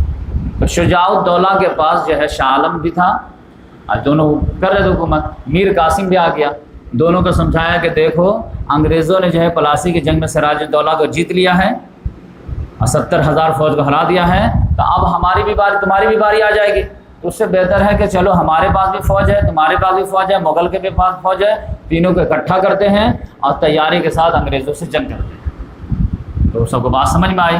تو شجاع الدولہ، شاہ عالم، میر قاسم تینوں نے ایک متحدہ فوج بنایا 50,000۔ انگریز جو ہے لے کر کے آئے 7,000 فوج۔ بکسر میں جو ہے جو پٹنہ کے پاس ہے وہاں پہ جنگ ہوئی 1764 میں، اور وہ اتفاق سے وہ بھی تینوں ہار گئے۔ انگریز وہ بھی جنگ جیت گیا، بکسر کی بھی جنگ جیت گیا۔ پلاسی کی جنگ 1757 میں، اور اس کے جو ہے 7 سال کے بعد بکسر کی جنگ جیت گیا۔ اور اس بار جو جنگ جیتا تو میسج بہت غلط گیا۔ اس وقت تو کچھ نہ کچھ بولتے تھے میر جعفر نے دھوکہ دے دیا، غدار، یہ وہ فلاں ڈھگا، لیکن یہاں پہ کیا ہوا؟ یہاں پہ تو تین تھے نا تم، میر قاسم بھی تھے، شجاع الدولہ بھی تھے، شاہ عالم، مغل بادشاہ کو ہرا دیا۔ لیکن جو ہے یہاں کے لوگوں کے بادشاہ گھٹی میں پڑی ہوئی تھی، لہٰذا انگریزوں نے مناسب سمجھا کہ ان تینوں کو قتل نہ کرو۔ شجاع الدولہ کو بھائی کہا کہ تو ہی رہ نواب، لیکن اب ٹیکس وغیرہ دیا کر، اس طرح اس کو پپٹ نواب کے طور پر برقرار رکھا۔ یہی جو ہے جو اودھ کا جو بادشاہ ہے نا، اس کا آخری بادشاہ جو ہے دھیرے دھیرے ختم کیا، اس کا نام ہے واجد علی شاہ۔ واجد علی شاہ کا نام سنے ہوں گے آپ۔ اسی کے بارے میں ہے کہ جب اس پہ اٹیک کیا تو وہ جو ہے گھر میں آرام سے بیٹھا ہوا تھا، اب پریشان ہوا۔ جب انگریزوں نے پکڑا اس کو تو کہا رے تم بھاگا کیوں نہیں؟ تم کو دیکھے کہ جب ہار ہے تو بھاگنا چاہیے نا۔ تو کہا کہ ارے جوتا پہنانے والا جو نوکر ہے نا وہ تو پتہ ہی نہیں کدھر چلا گیا۔ تو نوکر تو سب بھاگ گیا، تو اس کو جوتا پہنانے والا نہیں تھا اس لیے وہ نہیں بھاگا۔ سمجھ جائیے کہ آپ کیا حالت ہے۔ تو یہ واجد علی شاہ کے بارے میں مشہور ہے۔ تو یہ جو ہے اودھی کا بادشاہ شجاع الدولہ کے سلسلے میں یہ آخری بادشاہ تھا، تو اس کا چیپٹر کلوز بعد میں ہوا۔ اب آخری جو پرابلم تھا ان کو کہ انڈیا جو ہے وہ میسور جو ہے فتح جب تک نہیں ہوگا تب تک جو ہے کچھ نہیں چلے گا۔ تو یہ 64 میں 1764 میں بکسر جیت لیے ہیں، یعنی یو پی بہار۔ بنگال 1757 میں، یعنی پورا جو ہے بنگلہ دیش بنگال۔ اب جو ہے لیکن ٹکر دیا ہے ان کو جو ہے شیر میسور نے۔ وہاں پہ ایک جو ہے سلطنت قائم تھی، خداداد سلطنت۔ یہ باپ بیٹے مل کر کے 4 جنگیں کیے ہیں انگریزوں سے۔ 1.5 جنگ جو ہے باپ نے کیا ہے اپنی قیادت میں، اور 2.5 جنگ جو ہے بیٹے نے کیا ہے۔ پہلی جنگ جو ہوئی ہے اس کو جو ہے میسور اینگلو وار بولتے ہیں، 1767 میں، یعنی بکسر کے 4 سال کے بعد، 64 65 3 سال کے بعد، 1767 سے لے کر کے 1769 تک 2 سال میں، اس میں جو انگریزوں کو بری طرح ہرا دیا باپ بیٹے نے مل کے، حیدر علی اور فتح علی کا لقب ٹیپو سلطان۔ تو انہوں نے جو ہے، اور یہ معمولی آدمی تھے، یہ حیدر علی جو تھے ٹیپو سلطان کے والد، جو میسور کا جو ہے ہندو راجا تھا، اس کے عام سپاہی تھے۔ ترقی کرتے کرتے جو ہے وہ سپہ سالار بن گئے، اور جب زیادہ ترقی کیے تو وہ جو ہے راجا جو تھا اس کو خطرہ محسوس ہوا، تو اس نے ان کو مروانا چاہا، کہ کسی طرح بچ گئے تو یہ بغاوت کر دیے، اپنی حکومت قائم کر دیے۔ اب بادشاہ کو بولے تو آرام سے بیٹھ، تم کو ہم پیسہ دیتے ہیں، تو اس طرح ان کی حکومت قائم ہو گئی۔ اب انگریز جو ہے سوچے کہ یہ ہارڈ چنا ہے، اس کے بغیر تو انڈیا فتح ہی نہیں ہوگا، تو لہٰذا پہلی جنگ کی ہے اس میں بری طرح مار کھائے۔ تو پھر جو ہے 10 سال تک جو ہے نارمل چلا معاملہ، پھر 1780 سے لے کر کے 1784 تک 4 سال جنگ چلی۔ لیکن اتفاق کی بات کیا ہوئی کہ جنگ تو یہی جیت رہے تھے، لیکن حیدر علی کا جو ہے 2 سال بعد انتقال ہو گیا 1782 میں۔ تو اب باپ کا جو ہے جانے کا صدمہ، وہ بھی سپہ سالار، یہ قائد، لیکن پھر بھی جو ٹیپو سلطان ہمت نہیں ہارا، سنبھال لیا، صدمہ جھیلا۔ اب مین جنگ ہی میں پھر اوورٹیک کر لیا اور موومنٹ کو آگے بڑھا دیا۔ اب 82 سے 84 تک خود لیڈ کیا، اور وہ بھی جنگ جیتا۔ لیکن پھر جو ہے اس کے بعد جو ہے، لیکن یہ تو دوسرے طرح ایگریسیولی بڑھتے جا رہے تھے۔ تو پھر جو ہے تیسرے جو ہے میسور اینگلو وار، 1790 سے لے کر کے 92 تک 2 سال۔ اس میں ٹیپو سلطان جو ہے اپنا یہ کیا تھا کہ اپنا ویپن جو بہت لیٹسٹ بنا لیا تھا، کیونکہ یہ جو ہے انگریز کے اور جو ہے فرانس کے ادھر بھی لڑائی چل رہی تھی، امریکہ میں بھی چل رہی تھی، یورپ میں بھی چل رہی تھی، ادھر بھی چل رہی تھی۔ تو اس نے جو اپنا الائن جو ہے بنا لیا تھا فرانس، تو اس سے جو لیٹسٹ ویپن وغیرہ لیتا رہتا تھا۔ اس میں کیا ہوا کہ ٹیپو سلطان نے مراٹھا کی حکومت قائم ہو گئی تھی، یہ پورا جو ہے مہاراشٹر میں، اور پھر آندھرا پردیش تلنگانہ وغیرہ میں نظام کی حکومت قائم ہو گئی تھی۔ ان دونوں کو اعلان بنا لیا کہ بھائی آؤ ہم لوگ جو مل جاتے ہیں، اب مل کر کے تینوں مل کر کے انگریزوں کو قدم نہیں جمنے دیتے ہیں۔ سب نے کہا کہ ٹھیک ہے اوکے، لیکن جیسے ہی جو ہے تینوں مل کر کے جنگ چھیڑے ٹیپو سلطان کی قیادت میں، کہ بیچ میں جو ہے عین میدان جنگ میں جو ہے 20 موقع سے جو ہے یہ نظام دکن نے بھی دھوکہ دیا اور مراٹھاؤں نے بھی دھوکہ دیا۔ یہ ہسٹری لکھے گی کہ انگریزوں کو کس نے سپورٹ کیا، بڑی بڑی باتیں کرتا ہے۔ میں نے اس میں دھوکہ دیا، بھاگ گئے یہاں سے، بیچارہ اکیلا پڑ گیا، اکیلا پڑ گیا تو یقینی بات ہے کہ ہار تو نصیب میں تھی، لہٰذا اس کو سمجھوتا کرنا پڑا، اور سمجھوتا کیا ہے تو آدھی سلطنت سے دستبردار ہونا پڑا۔ انگریز نے کہا آدھی سلطنت مجھے تو بانٹ دو، اور ہاسٹیج کے طور پر 2 بیٹا بھی دو، گارنٹی کے طور پر، تو 2 بیٹا جو ہے ان کو قید میں دیا۔ سمجھے کتنا ہیوملیٹنگ والا معاملہ۔ ٹیپو سلطان اپنے بیٹے کو گروی رکھا، لیکن 2 جو ہے انڈین لوگوں نے جو ان کا ساتھ نہیں دیا تھا، کیا کرے، ایک مسلمان ایک ہندو، کیونکہ اس زمانے میں ہندو مسلمان نہیں ہوتا تھا، مفاد پرستی اصل لیتی تھی۔ ہندو بادشاہ کا سپہ سالار جو ہے مسلمان ہوتا تھا، اور مسلمان بادشاہ کا سپہ سالار ہندو ہوتا تھا اس زمانے میں، اپنے بس جو ہے سلطنت کے چکر میں لوگ رہتے تھے۔ پھر اس کے بعد جو سمجھوتا ہو گیا، لیکن انگریزوں کو لگا کہ نہیں اب یہ کمزور پڑتا جا رہا ہے، تو دھیرے دھیرے انگریزوں نے جو ہے نظام دکن کو بھی سبسڈی الائنس میں لا کر کے کنفیڈنس میں لیا، اور مراٹھوں کو بھی لیا، اور کہا کہ دیکھو تینوں مل جاتے ہیں، تیسرے جنگ میں تم اس کے ساتھ ملے تھے، چوتھے جنگ میں میرے ساتھ مل جاؤ، جب جو ہے اگر ہم ہرا دیے میسور میں ٹیپو سلطان کو تو تینوں آدمی بانٹ لیں گے۔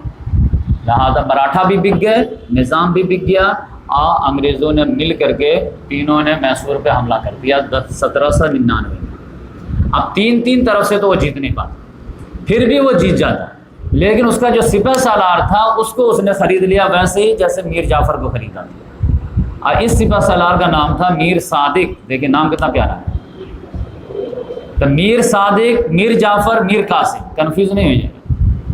میر جعفر بنگال، میر جو ہے قاسم جو ہے اودھ بکسر، اور میر صادق جو ہے میسور۔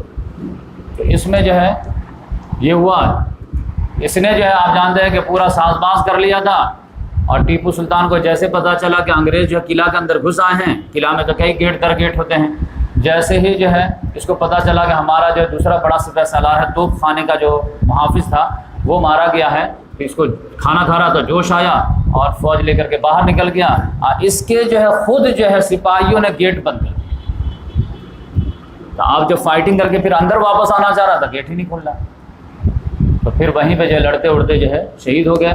لوگوں نے 50 مرتبہ کہا کہ آپ ہتھیار ڈال دیجئے، اور زور سے چلا دے کہ بھائی آئی ایم ٹیپو سلطان، تو لوگ جو ہے کم سے کم یہ روایت ہے کہ بادشاہ کے جو لائق جو عزت تو کرتا ہے، ڈگنیٹی رکھے گا، چلے قید کر دے گا لیکن آپ کو جان سے نہیں مارے گا، لیکن انہوں نے کہا نہیں، شیر کی 1 دن کی زندگی گیدڑ کی 100 سالہ زندگی سے بہتر ہے۔ لہذا لڑتے لڑتے 25-40 تھے، وہ کتنا ڈیفینس کرتے، سارے اس میں سپاہی شہید ہو گئے، اور وہ بھی شہید ہو گئے۔ جب اس کی لاش پڑی ہوئی تھی تو بولا جا رہا تھا کہ ٹیپو سلطان لاش ہے، وہ آ ہی نہیں رہا تھا، ٹیپو سلطان کیسے ہو سکتا؟ تو اس کا جو جرنیل تھا وہ آیا ہے، تب جو ہے سینے پر لات رکھ کے کہا کہ آج ہندوستان ہمارا ہے۔ اب واقعی میں اس کے بعد ہندوستان اس کا ہو گیا، وہ بھی ایکسپرٹ تھا۔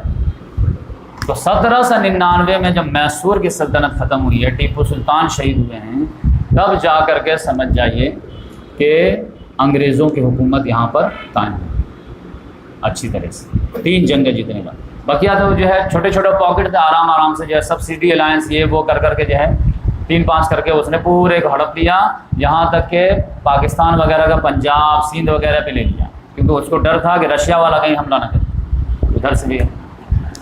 اب جو ہے میں آپ کو یہ بتایا کہ مسلمانوں کے جو بادشاہوں کی طرف سے جو ریسسٹنس ہونا تھا وہ تو آپ دیکھ لیجئے۔ کہنے کا خلاصہ کیا ہے، پہلے آپ سمجھ لیجئے کہ تحریک آزادی کا جو ہے نا وہ 2 فیس ہے۔ تحریک آزادی کا جو ہے 2 فیس ہے۔ ایک فیس یہ ہے کہ اجنبی قوم کو انڈیا میں قدم جمانے ہی نہ دیا جائے، ان کی سلطنت قائم ہونے ہی نہیں دیا جائے، ایک یہ ہے۔ اور دوسرا ایک فیس ہے کہ جب وہ جم گئے تو پھر آپ اس کو کیسے نکالا جائے۔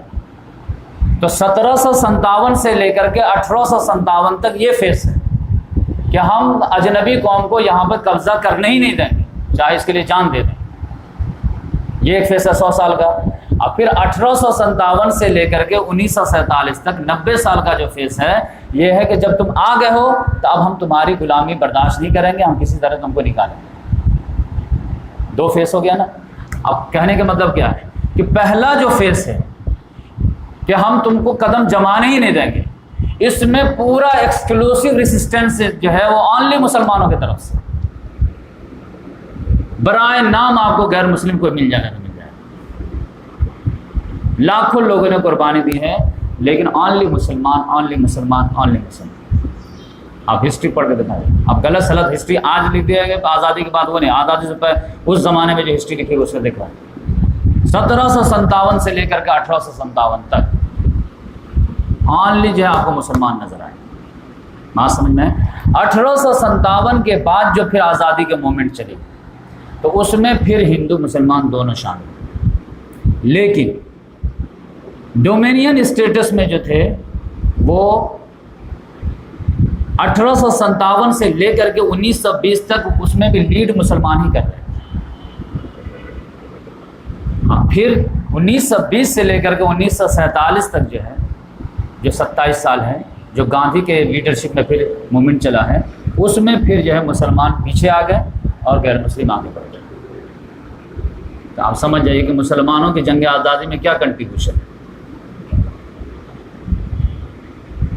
تو اب جو ہے وہ میں پہلے تو یہ مسلمان جو ہے 3 بادشاہ کتنی جنگیں لڑے, 4 جنگ ٹیپو سلطان لڑا ہے, پھر شجاع الدولہ, میر قاسم, پھر شاہ عالم بکسر میں جنگ لڑا ہے, پھر سراج الدولہ جو ہے بنگال میں لڑا ہے. یہ سارے اب یہ تو بادشاہ لوگ جو تھے, راجے رجواڑے, نواب وغیرہ, یہ تو انگریزوں کو نہیں روک پائے. اب ادھر جو ہے علماء کرام کا کیا کنٹریبیوشن ہے. علماء کرام میں جیسے اورنگزیب کا انتقال ہوا ہے, آپ جانتے ہیں 1707 میں ہوا ہے. 1703 میں شاہ ولی اللہ کی پیدائش دلی میں ہو چکی تھی, 4 سال پہلے. جب وہ آنکھ کھولے ہیں تو دیکھیں مغل بادشاہ جو ہے عالم پیری میں ہے, بڑھاپے کی عمر گزار رہا, اور ہر جگہ جو ہے الگ الگ راجے رجواڑے ہو گئے ہیں.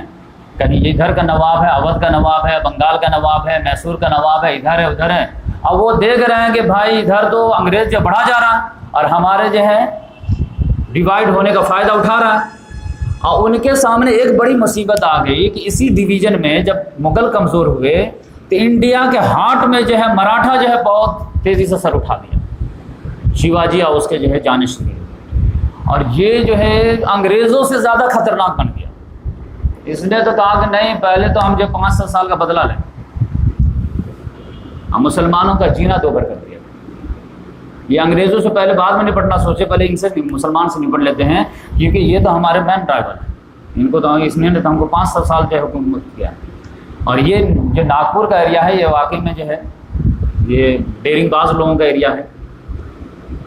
تو وہ کھڑے ہو گئے تو یہ فتح کرتے کرتے تقریباً دلی تو فتح کر لیا, پورا مدھیہ پردیش, پورا جو ہے مہاراشٹر, پورا یہ ہریانہ, دلی تک پہنچ گئے.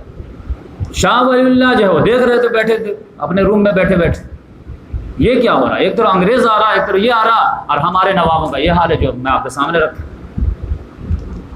تو اس نے جو برابر جو ہے خطوط لکھنے شروع کیے تمام راجے رجواڑوں, نظام دکن کو بھی لکھے, ان کو بھی لکھے, ان کو بھی لکھے کہ ہوش کے ناخن لو, یونائٹ ہو جاؤ, ورنہ جو ہے کسی کام کے نہیں رہو گے, مارے جاؤ گے. دونوں طرف سے 2 دشمن آ کر کے تم کو کچل کے رکھ دیں گے.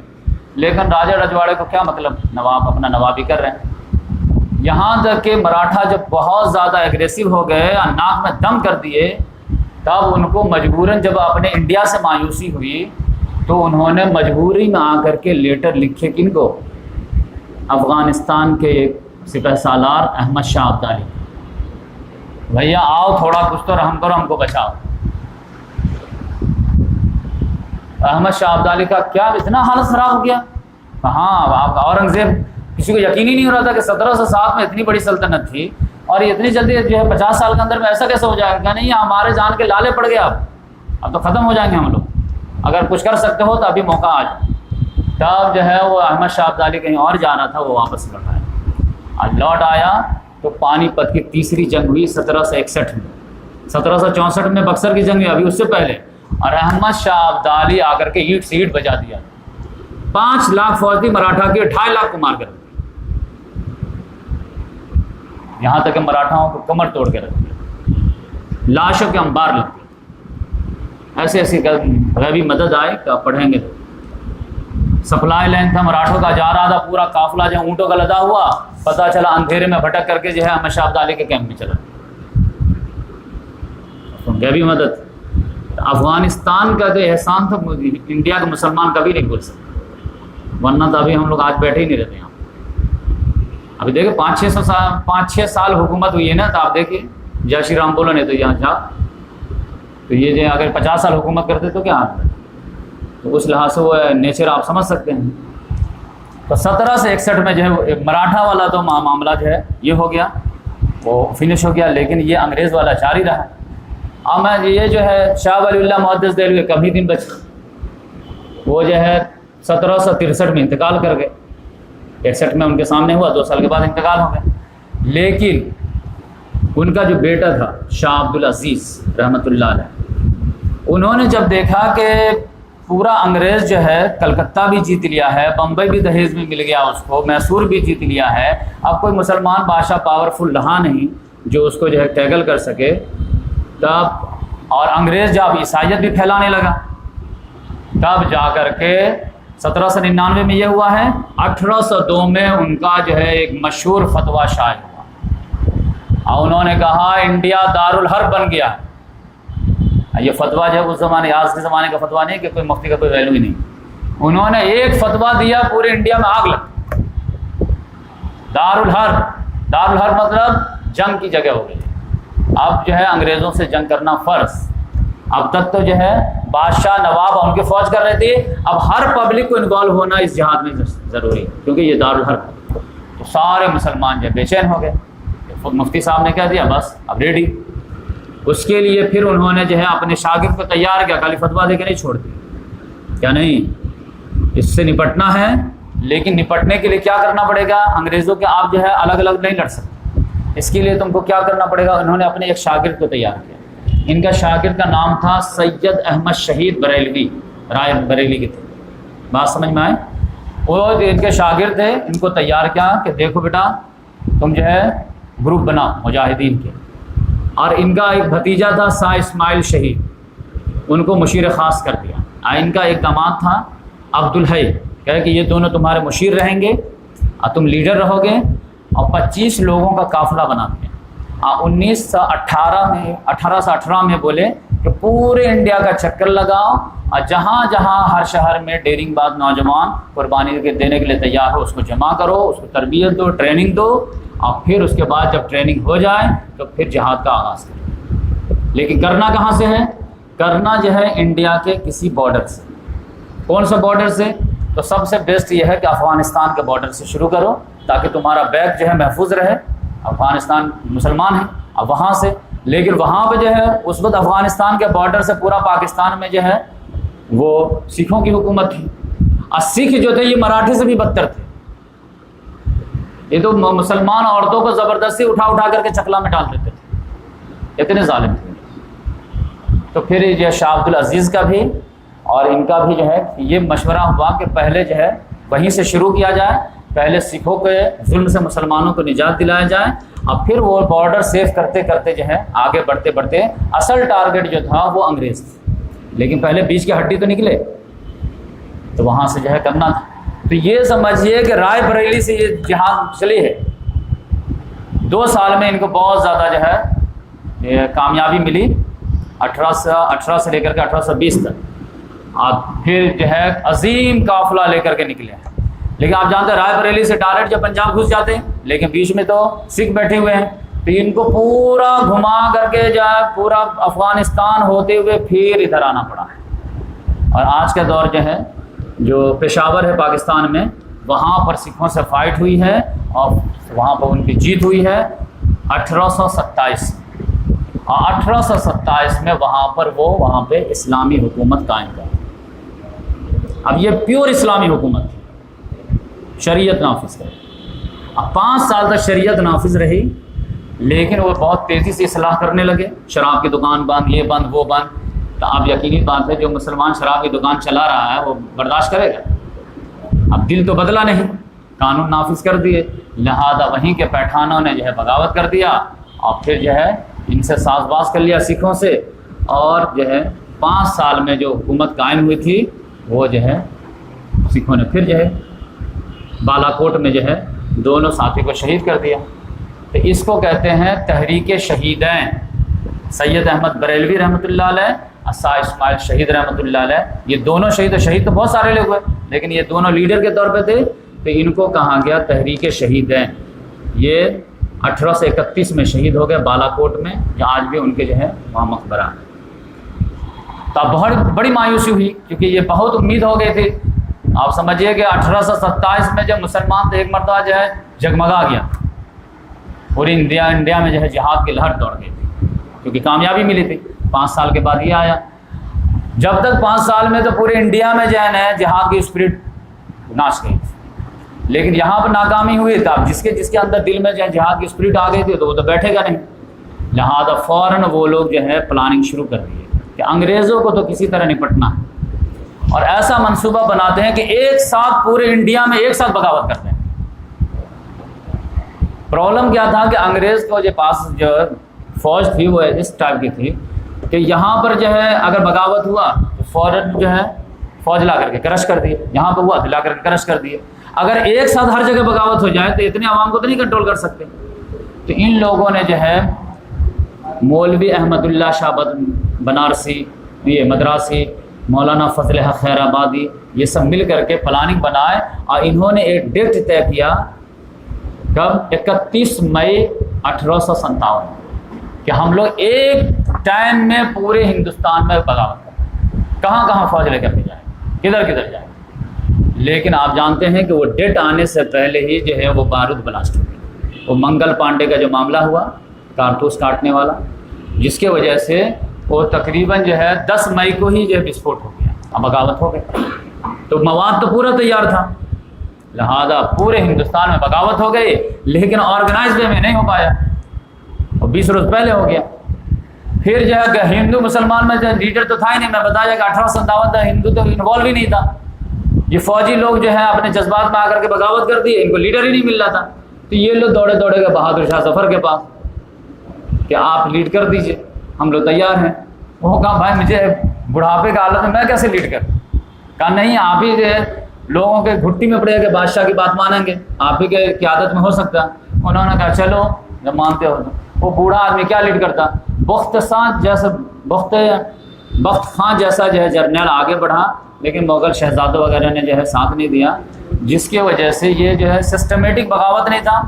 اگر 31 مئی تک رک جاتے لوگ، اب پھر اس کے بعد سسٹمیٹک انداز میں آرگنائز وے میں بغاوت ہوتی تو یقینی بات ہے وہ کامیاب ہو جاتی۔ لیکن آپ جانتے ہیں کہ وہ 20 روز پہلے ہو گیا، کوئی آرگنائز نہیں تھا، چینل نہیں تھا، لیڈرشپ نہیں تھا، کچھ نہیں ہوا تھا، لہذا وہ بغاوت کو کرش کر دیا۔ جہاں جہاں نیوز پھیلتی گئی، آپ جانتے ہیں بیگم حضرت محل جو ہے لکھنؤ وغیرہ میں، کانپور میں، ادھر ادھر ہر جگہ، لیکن ہر جگہ اس نے کرش کر دیا۔ اس کے نتیجے میں آپ جانتے ہیں کہ ہسٹری آپ جانتے ہیں کہ 30,000 مسلمانوں کو جلا وطن کر دیا گیا دلی سے، اور 27,000 مسلمانوں کو شہید کیا گیا، پھانسی دے دی۔ معمولی سنوائی ہوتی تھی، اور نقشہ اس طرح لوگ پیش کرتے ہیں کہ دلی سے لے کر کے مراد آباد تک یعنی پھانسی کے پھندے کم پڑ گئے تھے۔ کوئی درخت ایسا نہیں تھا جس میں داڑھی ٹوپی والا لٹکا نہ، ایسی سب علماء کرام۔ یہ سب کون تھے؟ یہ شاہ عبد العزیز سید احمد شہید کے جو باقیات تھے، یہ سب ہوتے۔ 40 علماء کا کھیپ لایا جاتا تھا، آنکھ دہے ہوئے، بولو آزادی یا غلامی، آزاد جاؤ، ایک بھی پیچھے نہیں ہٹتا تھا۔ 27,000 جو ہے پھانسی دیے ہیں، کتنے آگ میں جلے ہیں، کتنے کیا ہوئے ہیں، وہ آپ سمجھ جائیں۔ اس کو ان لوگوں نے کہا غدر۔ اب مسلمان کے ہم جنگ آزادی لڑے، اور اس میں اس نے الزام لگایا کہ یہ غدر جو ہوا نا، یہ مسلمانوں کی طرف سے، یہ انگریزوں کی طرف سے ریٹن پروف ہے، جس کی وجہ سے جو ہے سر سید خان احمد خان کو کتاب لکھنی پڑی کہ بھائی خالی مسلمان ہی نہیں تھے، سب تھے، اگر نہیں یہ ہی تھے، اور نیچرلی تھے، کیونکہ اصل میں حکومت جو چھینی گئی تھی وہ کس کے ہاتھوں چھینی گئی تھی؟ مسلمان ہاتھوں۔ تو تکلیف کس کو؟ ہندو کو تو جو تھوڑا سا جو ہے دکھ تھا، لیکن زیادہ تو مزہ ہی آ رہا تھا، کیونکہ 500 سال جو مسلمان حکومت کیے تھے تو کچھ نہ کچھ ظلم بھی کیے ہوں گے، تو اب یہ ہٹ رہے ہیں تو تھوڑا اور مزہ بھی آ رہا۔ اب ان کو کیا چینج آف ماسٹر ہو رہا، پہلے ہم مسلمان کے غلام تھے، اب انگریز کے غلام ہو گئے، تو ہم کو کیا فرق پڑتا ہے؟ غلامی کرنا ہے ہم کو، جو ٹیچنگ کرنا ہے، چاہے پرنسپل کوئی بھی بن جائے، ہم کو کیا پڑتا ہے؟ لیکن پرنسپل کو پرنسپلشپ سے ہٹایا جائے تو اس کو پرابلم ہوگا نا، تو مسلمان کو ہٹائے تو ان سے چھینے تو ان کو پرابلم تھا، اور ان کے دین ہی یہ بھی تھا کہ جو ہے ہم تو اللہ کے علاوہ کسی کے غلام ہو ہی نہیں سکتے۔ تو یہاں پر جب یہ غدر جو ہے 1857 والا جب ناکام ہو گیا نا، یہ 1757 سے چل رہا ہے، پہلے بادشاہوں نے کوشش کی، اب علماء کرام نے کیش، اور دو ہی طبقہ ہے امت مسلمہ کو لیڈ کرنے والا، یہ دونوں طبقہ اپنے اپنے مشن میں جب ناکام ہو گئے ہیں تب پوری امت مایوسی کے حالت میں ڈوب گئی۔ اب بولے اب نہیں کچھ ہو سکتا، دونوں ہمارا یہ بھی کوشش کر کے دیکھ لیا، یہ بھی کوشش کر کے دیکھ لیا، اب جو ہے کہ بھائی قسمت میں لگتا ہے یہی لکھا ہے، تو لہذا شروع ہو جاؤ، راضی برادر اب انگریز جیسے۔ لیکن ایسٹ انڈیا کمپنی جو اتنا ظلم کرتے آ رہی تھی یہاں تک، تو اس پہ بھی اللہ تعالیٰ کا عذاب کا کوڑا پڑا۔ ملک برطانیہ نے کہا کہ پورا انڈیا فتح کر لیا، یس تو چلو تم سائڈ ہو جاؤ، ہم ڈائریکٹ آ جاتے ہیں۔ تو اس نے جو ہے ایسٹ انڈیا کمپنی کو سائڈ کر دے، اور ملک وکٹوریہ جو تھی وہ براہ راست بولی کہ اب انڈیا جو ہے براہ راست جو ہے تاج برطانیہ کے ڈر میں رہی۔ تو یہ 1758 سے لے کر کے 1947 تک ہم لوگ ملک وکٹوریہ کے غلام ہو گئے۔ اس سے پہلے ہم لوگ کس کے انڈر میں تھے؟ ایسٹ انڈیا کمپنی کے۔ بات سننا ہے، اب یہاں پہ 1857 کے بعد ملک وکٹوریہ نے اپنا میسج بھیجا، وائسرائے کو بھیجا، اور اس نے کہا کہ تم لوگ کیا چاہتے ہو، تلوار سے حکومت چاہتے ہو یا قلم سے حکومت چاہتے ہو؟ تو نو ڈاؤٹ جو ہے مسلمان میں تو رجسٹ کرنے کی طاقت نہیں تھی، غیر مسلم کے پاس جذبہ نہیں تھا، انہوں نے کہا کہ ہم قلم کی حکمرانی چاہتے ہیں۔ تو کہا کہ ٹھیک ہے، تم جو ہماری بات مانتے رہو تو قانون سے تم کو نپٹتے رہیں گے۔ اب 1857 میں، آج ہمارا پیکج تھوڑا بھی ہو جائے، تھوڑی آپ بھی قربانی دیجیے، اب سمجھے میں کتنی تیاری کیا ہوں۔ تو اس میں کیا ہوا کہ یہ سیاسی لحاظ سے تو مسلمان جو مغلوب ہو ہی گئے، ستم بالا ستم کیا ہوا کہ غیر مسلموں میں شدید تحریک شروع ہو گئی، اور عیسائی جو ہے آپ جو ہے مذہب کے لحاظ سے اٹیک کرنا شروع کر دیا کہ آپ جو ہے سیاسی لحاظ سے فتح ہو ہی گئے ہیں، تو لگے ہاتھوں جو ان کو کنورٹ بھی کر لیتے عیسائیت میں، تاکہ جو ہے آگے چل، جیسے مسلمان بھی جاتے تھے فتح کرتے تھے، بعد میں وہ لوگ جو ہے ان کے اخلاق و کردار دے کر کے لوگ مسلمان ہو جاتے تھے، شام ہے، ایران ہے، عراق ہے، یہ سب جو ہے مسلمان ایسی ہوئی ہو جائے، لہذا وہ اپنا جو ہے مشنریز بھیجنا شروع، تعلیمی ادارے کھولنے شروع۔ تب مسلمانوں کو لگا کہ اب اس کا تو کم سے کم ٹیکل کرنا پڑے گا۔ تو اس میں جو ہے ایک پادری فینڈر تھا، وہ تو کسی سے ہارتا ہی نہیں تھا، لیکن ایک مولانا جو ہے اللہ تعالیٰ نے ان کو ذاکر نائک کی طرح کھڑا کیا، رحمت اللہ کیران کی، تو انہوں نے پادری فینڈر کو جو ہے جامع مسجد میں جا کے شکست دیا، ڈیبیٹ میں بری طرح ہارا، وہ بھاگا یہاں سے، لیکن اسکول کی جال بچھا دیا۔ تب پھر مسلمانوں کو بھی علماء کرام کو لگا کہ کچھ نہ کچھ تو کرنا چاہیے، تو پھر دین کے تحفظ کے لیے اور افراد کی فراہمی کے لیے جتنے بھی یہ شاہ ولی اللہ کے جو شاگردوں کے جو باقیات تھے، اچھے لوگ تھے، انہوں نے جو ہے سہارنپور میں دیوبند میں ایک مدرسہ قائم کیا 1866 مولانا قاسم نانوتوی رحمۃ اللہ علیہ، جو آج ہندوستان کا سب سے بڑا مدرسہ ہے۔ اور اسی کے سامنے جو ہے کھڑا ہو کر کے بڑا سا لیڈر بن کر کے آیا سر سید احمد خان، کہا دیکھو بھائی تم لوگ کو منع کرتے تھے نا کہ انگریز سے نہیں جیت پاؤ گے، خواہ مخواہ اتنے لوگوں کو مروا دیے، اتنے قربانی دیے، بات مان لو کہ یہ جو ہے آپ حاکم ہیں، تو لہذا جو یہ آزادی دیتے ہیں اس کو غنیمت سمجھو، اس کی غلامی کو ایکسیپٹ کر لو، اور پڑھو پڑھو پڑھو، علم حاصل کرو، نوکری ملے گی، نہیں تو گوشت بیچنے کے علاوہ کوئی کام نہیں رہ جائے گا۔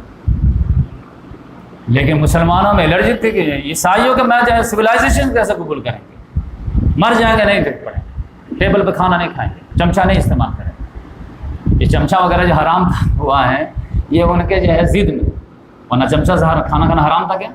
لیکن اس زمانے میں اگر کوئی چمچہ کانٹا تو دور کی بات ہے، چمچہ استعمال کر رہا کرسٹان ہو گیا، یہ ٹیبل کرسی پہ کھا لیا کرسٹان، یہ دیوبند علماء دیوبند۔ لیکن یہ جو ہے سر سید احمد خان آئے، بولے نہیں پڑھنا تو پڑے گا، اور اس درمیان میں آپ جو ہے 1757 سے لے کر کے 1857 اور اس سے آگے غیر مسلموں نے دل کھول کر کے جو انگریزی پڑھنا شروع کر دیا، اب بنگال میں تو پہلے جو انگریزوں کی حکومت قائم ہوئی ہے تو وہاں تو شروع دن سے انگریزی پڑھنا شروع ہو گئے، لہٰذا جتنے بھی سائنٹسٹ پیدا ہوئے انڈیا میں سب بنگال میں پیدا ہوئے، بنرجی ٹچر سب دیکھیے نا، کس لیے شروع سے وہ پڑھنا شروع کر دیا، ادھر تو بعد میں انگریز آئے، ادھر بعد میں انگریزی آئے، تو اس وجہ سے ان لوگوں نے جو ہے دل کھول کر کے جو ہے ان کے سویلائزیشن کو بھی جو ہے ویلکم کیا، ان کے جو لینگویج کو بھی کیا، لہٰذا علم میں وہ آگے بڑھ گئے۔ پھر انگریزوں کو جو ہے مسلمانوں پہ وشواس نہیں تھا، ہائر پوسٹ دیتے نہیں تھے ان کو، غیر مسلموں پہ وشواس تھا، ان کو ہائر پوسٹ دیتے تھے، خالی اوپر ٹاپ میں انگریز رکھتے تھے، نیچے سارا جو غیر مسلم سنبھال۔ اور اس کا لاجک بھی تھا، ایک لاجک تو میں بتایا کہ انگریزوں نے چھینا تھا مسلمانوں سے، تو اس کو ڈر تھا کہ یہی جو ہے زخمی شیر ہے، یہی انگڑائی لے گا۔ نمبر دو، ایک بڑا پرابلم تھا جو کسی کو جلدی سمجھ میں نہیں آتا، وہ کیا تھا کہ انگریزوں کو مسلمانوں سے اس لیے ڈر تھا اور اس لیے وہ کچل کر رکھنا چاہتے تھے کیونکہ مسلمان جو تھے نا وہ انٹرنیشنل قوم تھے، سمجھتا تھا کہ اس کا لنک بڑا اسٹرانگ ہے، ایک مرتبہ چینل بن گیا نا تو اس کو ہم نہیں سنبھال پائیں۔ غیر مسلم کیا ہے، ہندو کیا ہے، یہاں سے لے کر کے نیپال تک یہ اسی لینڈ میں ہے، اس کا تو ترکی سے ریلیشن ہے، خلافت عثمانیہ ہے ادھر، افغانستان میں مسلمان ہیں، ایران میں مسلمان ہیں، سعودی میں مسلمان ہیں، ہر جگہ مسلمان ہیں، اس کا بڑا جو ہے اسٹرانگ ہے، خالی ایک مرتبہ چینل کھل گیا تو اس کو تو سپلائی لائن تو اتنا رہے گا، لہٰذا اس کو کرش کرو۔ اب مسلمان اس زمانے میں کتنا جو ہے آپس میں جو ہے متحد، آپ جانتے ہیں کہ ترکی میں خلافت عثمانیہ جو ہے ڈوب رہی ہے تو اس کے لیے احتجاج کہاں ہو رہا، یہاں ہو رہا، جہاں کی عورت جو اپنے بیٹے کو کہہ رہی ہے، بولی اماں محمد علی کی جان بیٹا خلافت پہ دے، 7-13 ہو شوکت علی کی جان بیٹا خلافت پہ دے، یہ جذبہ تھا ایک عورت کا، ایک ماں کا، محمد علی جوہر ہے، شوکت علی ہے، ان کو کہہ رہے کہ بیٹا جان خلافت پہ جان دو۔ خلافت کہاں ہے؟ ترکی میں، وہاں جو ہے فرسٹ ورلڈ وار کے بعد جو ہے جو معاملہ ہوا ہے تو ترکی کو بانٹا جو گیا ہے تو اس کے لیے یہاں موومنٹ چل رہی ہے 1818 کے بعد، 1918 کے بعد اتنا زوردار انداز میں شوکت علی یا محمد علی وغیرہ نے چلایا تو اس کا سپورٹر گاندھی کو بننا پڑا، گاندھی جو اس میں شامل ہوئے ہیں ایک ممبر کے حیثیت سے، تو آپ سمجھ جائیں۔ تو اس میں کیا ہوا کہ جو ہے مسلمانوں نے مدرسہ قائم کرنا شروع کیا۔ دیوبند ایک سمبل ہے نا کہ 1866 میں یہ دیوبند ماں ہے تمام مدرسہ، تو جال بچھا دے پورے دیہاتوں میں، ایک گاؤں۔ پھر جو ہے سر سید احمد خان سامنے آئے اور انہوں نے جو ہے 1875 میں جو ہے علی گڑھ مسلم یونیورسٹی میں جو ہے محمد اینگلو اسکول جو ہے قائم کی، وہی ڈیولپ ہوتے ہوتے جو ہے 1920 میں جا کر کے یونیورسٹی بن گیا۔ پھر مسلمان جو ہے اب یہاں پہ کیا ہے کہ حکومت جو ہو رہی ہے وہ قلم سے ہو رہی ہے، تلوار سے نہیں ہو رہی۔ تو اب یہ ہے کہ بھائی جس پہ آپ حکومت کر رہے ہیں تو اس کی بھی تو کچھ بات سنیں گے کہ نہیں سنیں گے، ان کے دکھ درد جانیں گے کہ نہیں، وہ کیا چاہتے ہیں تو مانیں یا نہ مانیں، ایک کچھ تو کیجیے۔ تو انگریزوں کو بولے ہاں بھائی کہ آپ کیا بولنا چاہتے ہیں، تو بھائی ہر آدمی سے تو نہیں پوچھیں گے، تو تمہارے طرف سے ایک نمائندہ ہونا چاہیے جو ہمارے سامنے رکھے کہ کیا پرابلم ہے، ٹیکس کتنا ہونا چاہیے نہیں ہونا چاہیے۔ اس کے لیے جو ہے 28 دسمبر 1885 میں اے او ہوم کے ذریعے سے جو ہے بمبئی میں ایک جلسہ جو ہے قائم کیا گیا تیج پال سنسکرت کالج میں، اور وہاں پر جو ہے انڈین نیشنل کانگریس کی بنیاد ڈالی گئی۔ بات سمجھ میں آئی؟ انڈین نیشنل کانگریس کی بنیاد 1885 میں ڈالی گئی، کس لیے؟ مقصد کیا تھا کہ انگریز جو حاکم ہے اور یہاں کی عوام ہے، ان دونوں کے درمیان کوئی میڈیٹر تو ہونا چاہیے نا، تو یہ میڈیٹر کا کام جو ہے کانگریس کے ممبر کیا کریں، ہم اپنا دکھ درد جو ہے کانگریس کے ممبر کو بتائیں گے، اب وہ جو ہے ان کو جا کے بتائیں گے، اب پھر وہ ادھر سے ان کو بتائیں گے، وہ ہم کو یہاں ڈیلیور کریں۔ تو یہ سمجھیے کہ انڈین نیشنل کانگریس جو ہے یہ آزادی کی تنظیم نہیں تھی، یہ سمجھوتے کی تنظیم تھی، یہاں کے عوام کو سمجھوتے کے لیے قائم کیا گیا۔ تو اس کے بعد جو ہے وہ کام کرتی رہی، لیکن آپ کانگریس میں بھی جو ہے غیر مسلم اب ایکٹیو ہونے لگے تھے، تو اس میں نرم دل گرم دل شروع ہو گیا تھا۔ پھر جو ہے 1905 میں جو آپ جانتے ہیں کہ کانگریس میں ڈیوائڈ ہو گیا، نرم دل کا گرم دل۔ 1907 میں صورت اسپلٹ ہو گیا جو معاملہ۔ اس کے بعد جو ہے جب علماء کرام کا پھر ایک نیا طبقہ جو ہے اب کیا ہو گیا، دیوبند کا فارغین کا تیار ہو گیا، کیونکہ 66 میں قائم ہوئی نا، تو 66 سے جو ہے اب تقریباً جو ہے 40-50 سال ہو گئے، اب اس کے فارغین ہوں گے کہ نہیں۔ مولانا محمود الحسن آئے سامنے لیڈر بن کر کے، انہوں نے کہا یہ جو ہے کانگریس سے ہونے والا نہیں کچھ، خالی جو ہم کو مطمئن کرانے کے لیے یہ ان کو سائڈ کرو. اور انہوں نے جو ہے فارغین دیوبند کی جو ہے ایک کانفرنس بنائی 1909 میں, اور انہوں نے وہاں پر سارے علماء کرام کو مل کر کے ایک ٹیم بنائے, اس کا نام رکھے جمعیت الانصار, اور اس کے سیکریٹری بنائے اپنے ایک نو مسلم شاگرد کو جن کا نام تھا عبید اللہ سندھی, اور ان کو بولے کہ یہ کانگریس کو جانے دو, یہ اپنا بات چیت کرتے رہے. ابھی دیکھو برطانیہ جو ہے نا فرسٹ ورلڈ وار میں گر گئی ہے 1914 سے لے کر 1918 تک. لہذا اس نے کہا کہ تم جاؤ ایران جاؤ, افغانستان جاؤ, ترکی جاؤ, جرمنی جاؤ, کیونکہ جرمنی اس کے خلاف تھا, اور جرمنی کے کیا میں خلافت عثمانیہ تھی. تو جرمنی, ترکی اور افغانستان ان تینوں سے فوجی مدد لو, اور ساتھ باز کر کے ایک بہترین فوج تیار کرو, اور جب ریڈی ادھر سے ہو جاؤ فوج تو ادھر ہم کو اطلاع کرو, اور اطلاع کرو تو ہم ادھر سے ہی کریں گے, تم ادھر سے آؤ گے اور انگریزوں کو مار بھگائیں گے. اب اس کے لیے کیسے بھیجیں, انگریز کا ہر جگہ پہرہ دار ہے. تو عبید اللہ سندھی نے پورا چکر لگایا, جرمنی, پورا جو ہے ترکی, پورا افغانستان, سارا معاملہ جب سیٹ ہو گیا تو ترکیب بنایا گیا کہ ایک رومال جو ہے ریشم کا رومال ہوتا تھا, اس پر جو ہے لکھ دیا جاتا, کیونکہ لیٹر فوراً چیک کیا جاتا تھا. اب رومال تو بھائی کوئی بھی رکھتا ہے ایسے, تو بھائی اسی میں لکھ دیا گیا فلاں فلاں جو ہے فلاں تاریخ فلاں یہ انہوں نے یہ رسپانس دیا, انہوں نے یہ رسپانس دیا. اور یہ جو تھے محمود الحسن گرفتاری کے ڈر سے کہاں تھے, سعودی عرب. تو اب یہ ہے کہ عبید اللہ سندھی نے ایک لیٹر دیے ریشمی رومال پہ لکھ کر کے دیا کہ تم حیدرآباد کا ایک آدمی تھا, تم جاؤ اور یہاں سے پھر مکہ چلے جانا, اور وہاں محمود الحسن کو دے دینا, پھر وہ یہاں میسج بھیجیں گے, اور پھر اس کے بعد جو ہے بغاوت ہو جائے گی. اسی کو بولتے ہیں ریشمی رومال تحریک. یہ سمجھیے 1913 سے لے کر کے 1918 تک.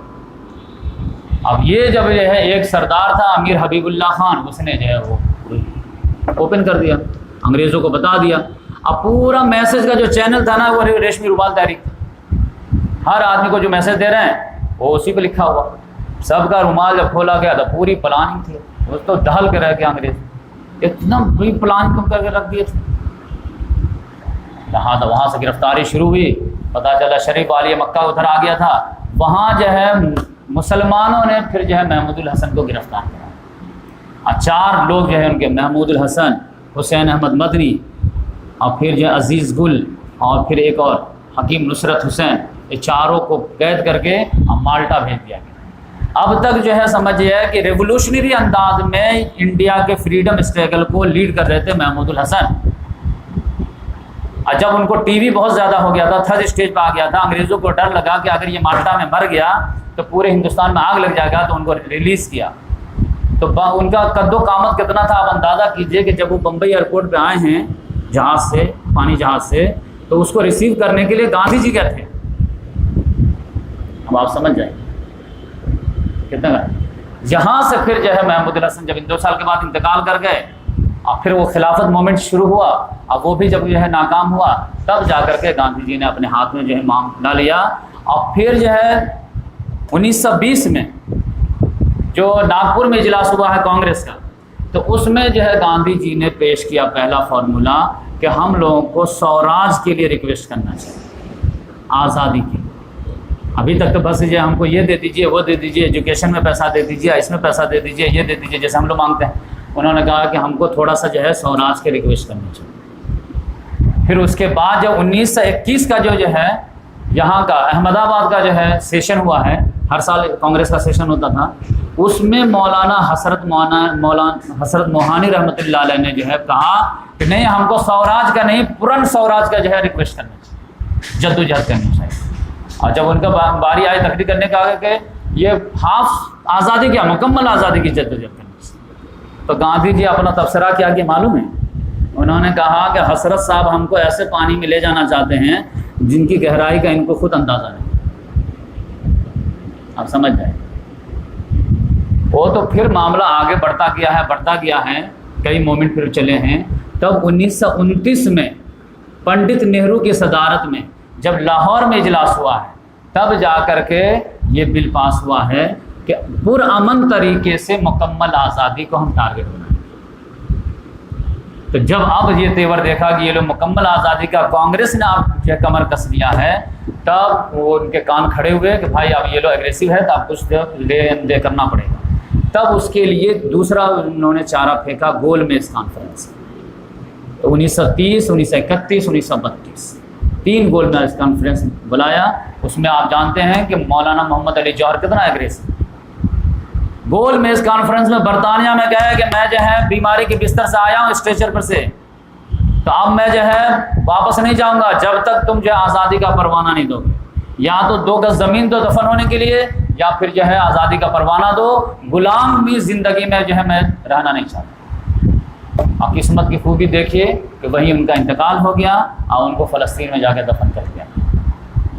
پھر اس کے بعد آپ جانتے ہیں کہ موومنٹ وغیرہ چلا ہے اور 1947 میں ہمیں آزادی ملی۔ تو یہ ہے بریفلی ہسٹری۔ پھر انشاءاللہ میں تو اس کو اور بھی تفصیل سے ریکارڈ کراؤں گا کبھی، لیکن آج میں جو ہے یہ بڑے بڑے جو ہے مائل اسٹون جو ہے میں آپ کو بتا دیا تاکہ ہم لوگوں کا اندازہ ہو کہ ہمارا کیا کنٹریبیوشن ہے اور ہماری کیا حیثیت رہی ہے اور کیا حیثیت بن گئی۔ تو جو وہی شعر ہے، وفا کے دشت میں عمریں گزارنے والے وفا کے باب میں بے نام و نسب ٹھہرے، ہے جرم ضعیفی کی سزا مرگ مفاجہ۔ تو یہ آپ سمجھے کہ جمہوریت قائم ہو گئی، لیکن تھوڑے سے 2 منٹ کے لیے آپ اندازہ کیجئے کہ پاکستان کا جو بٹوارہ ہوا تو اس میں علماء دیوبند ایک طرف تھے، جنہ ایک طرف تھا۔ جنہ کہتا تھا کہ دیکھو جب انڈیا آزاد ہو جائے گا، انگریز چلے جائیں گے، تو اس وقت جو ہے 40 کروڑ کی آبادی تھی، 30 کروڑ غیر مسلم تھے، 10 کروڑ مسلمان تھے۔ اس کا کہنا یہ تھا کہ جیسے ہی آزادی ملے گی تو اگر یہ لکھت روپ میں ہم کو کچھ سیفٹی نہیں دیتے کہ تمہارے اتنے ایم پی ہوں گے، اتنے یہ ہوں گے، اگر لکھت روپ نہیں دیتے تو پھر یہ سمجھ جاؤ کہ یہ انگریزوں سے زیادہ خطرناک ہوں گے، یہ تم کو ماریں گے اور یہ 800 سال کی غلامی کا بدلہ لیں گے، لکھ لو۔ لیکن علماء دیوبند کہتے تھے بھیا وہ بعد میں دیکھا جائے گا، پہلے انگریز تو جائے، یہ مصیبت تو ٹلے۔ کہتے تھے وہ ٹل جائے گا تو بڑی مصیبت آ جائے گی۔ وہ کہتے تھے کہ یہ ہمارے اپنے بھائی بھائی ہیں، ہم اپنا نپٹ لیں گے، پہلے جو ہے انگریزوں کو پتا۔ آج آپ دیکھ لیجئے کہ یہاں کی جو بی جے پی کی حکومت ہے وہ کس کی بات کو صحیح ثابت کر رہی ہے، کس کی بات کو غلط ثابت کر رہی ہے۔ جس نے اس پہ وشواس نہیں کیا اس کے ساتھ اچھے ریلیشن ہے، جا کے بریانی کھاتے ہیں، اور جنہوں نے ان پہ وشواس کیا کہ نہیں ہم لوگ گنگا جمنی کے تہذیب والے ہیں، بھائی بھائی بن کے رہیں گے، یہ رہیں گے، آج ان کو جو ہے وہی کام کر رہے ہیں جس کا اندیشہ محمد علی جناح نے پیش کیا تھا۔ محمد علی جناح جو ہے وہ اسلامسٹ نہیں تھا، نہ وہ جو ہے مسلم لیگ کا جو ہے شروع میں جو ہے رہبر تھا، 1906 میں جو ہے مسلم لیگ بنی ہے اس کا ممبر نہیں تھا، وہ تو کانگریس کا جو ہے ایک سیکریٹری تھا، اور اس کو جو ہے یونٹی آف مسلم ہندو کا جو ہے امبیسڈر مانا جاتا تھا۔ لیکن یہاں کے کچھ ایکسٹریمسٹ کی وجہ سے اس کا مائنڈ چینج ہوا، اور جس کی وجہ سے اس نے کہا کہ دیکھو اس کے تیور ہمیں سمجھ میں آ گئے ہیں، میں ویژنری ہوں، میں دیکھ رہا ہوں کہ شدید تحریک چل رہی ہے اور سائڈ بائی سائڈ کچھ اور پلاننگ چل رہی ہے، اگر ہم نے نہیں لیا الگ سے یا کوئی سیفٹی نہیں لیا تو پھر جو ہے انگریزوں سے بدتر حالت ہو جائے گی۔ اور آج آپ دیکھ لیجئے کہ کس کی بات صحیح ہو رہی ہے، کس کی بات غلط ہے۔ تو ہم اسی پہ یہاں پہ بات ختم کرتے ہیں۔ اللہ تعالیٰ سے دعا ہے، اب ہوگا کیا نیکسٹ وہ تو انشاءاللہ میں کبھی ریکارڈ کراؤں گا، اور یہ پورا جو ہے دینی بیک گراؤنڈ سے کیا پرابلم تھا انشاءاللہ میں اس پہ جو ہے دینی لحاظ سے ہم کہاں پہ کھڑے ہیں، تحریکی لحاظ سے کہاں پہ کھڑے ہیں، مسلمانوں کا مستقبل کیا ہے، اسلام کا مستقبل کیا ہے، یہ سارا میں جو ہے تیار کر کے رکھا ہوں۔ جب بھی موقع ملے گا گھر جانے سے پہلے، بقرعید سے پہلے یا بقرعید کے بعد میں ریکارڈ کراؤں گا۔ ابھی کے لیے اتنا کافی، آج تھوڑا زیادہ ٹائم ہو گیا، آپ لوگ جو ہے شانتی سے سنیں، اس کے لیے شکریہ۔ اللہ تعالیٰ آپ کو بھی جزائے خیر دے، مجھے بھی جزائے خیر دے، اور جو بھی میری منہ سے اچھی بات نکلی ہو اللہ تبارک تعالیٰ آپ کے ذہنوں میں محفوظ کر دے، قابل عمل باتوں پہ عمل کرنے کی بھی توفیق دے، مجھے بھی دے اور آپ کو بھی دے۔ جو غلط بات نکل گئی ہو، ہسٹری کی کوئی غلط بات ہو تو ذہنوں سے محو کر دے اور اپنے علمی اصلاح کی توفیق دے۔ سبحان اللہ وبحمدہ، سبحانک اللہم ونشہد ان لا الہ الا انت ونستغفرک ونتوب الیک۔ جزاک اللہ۔ یہ آخر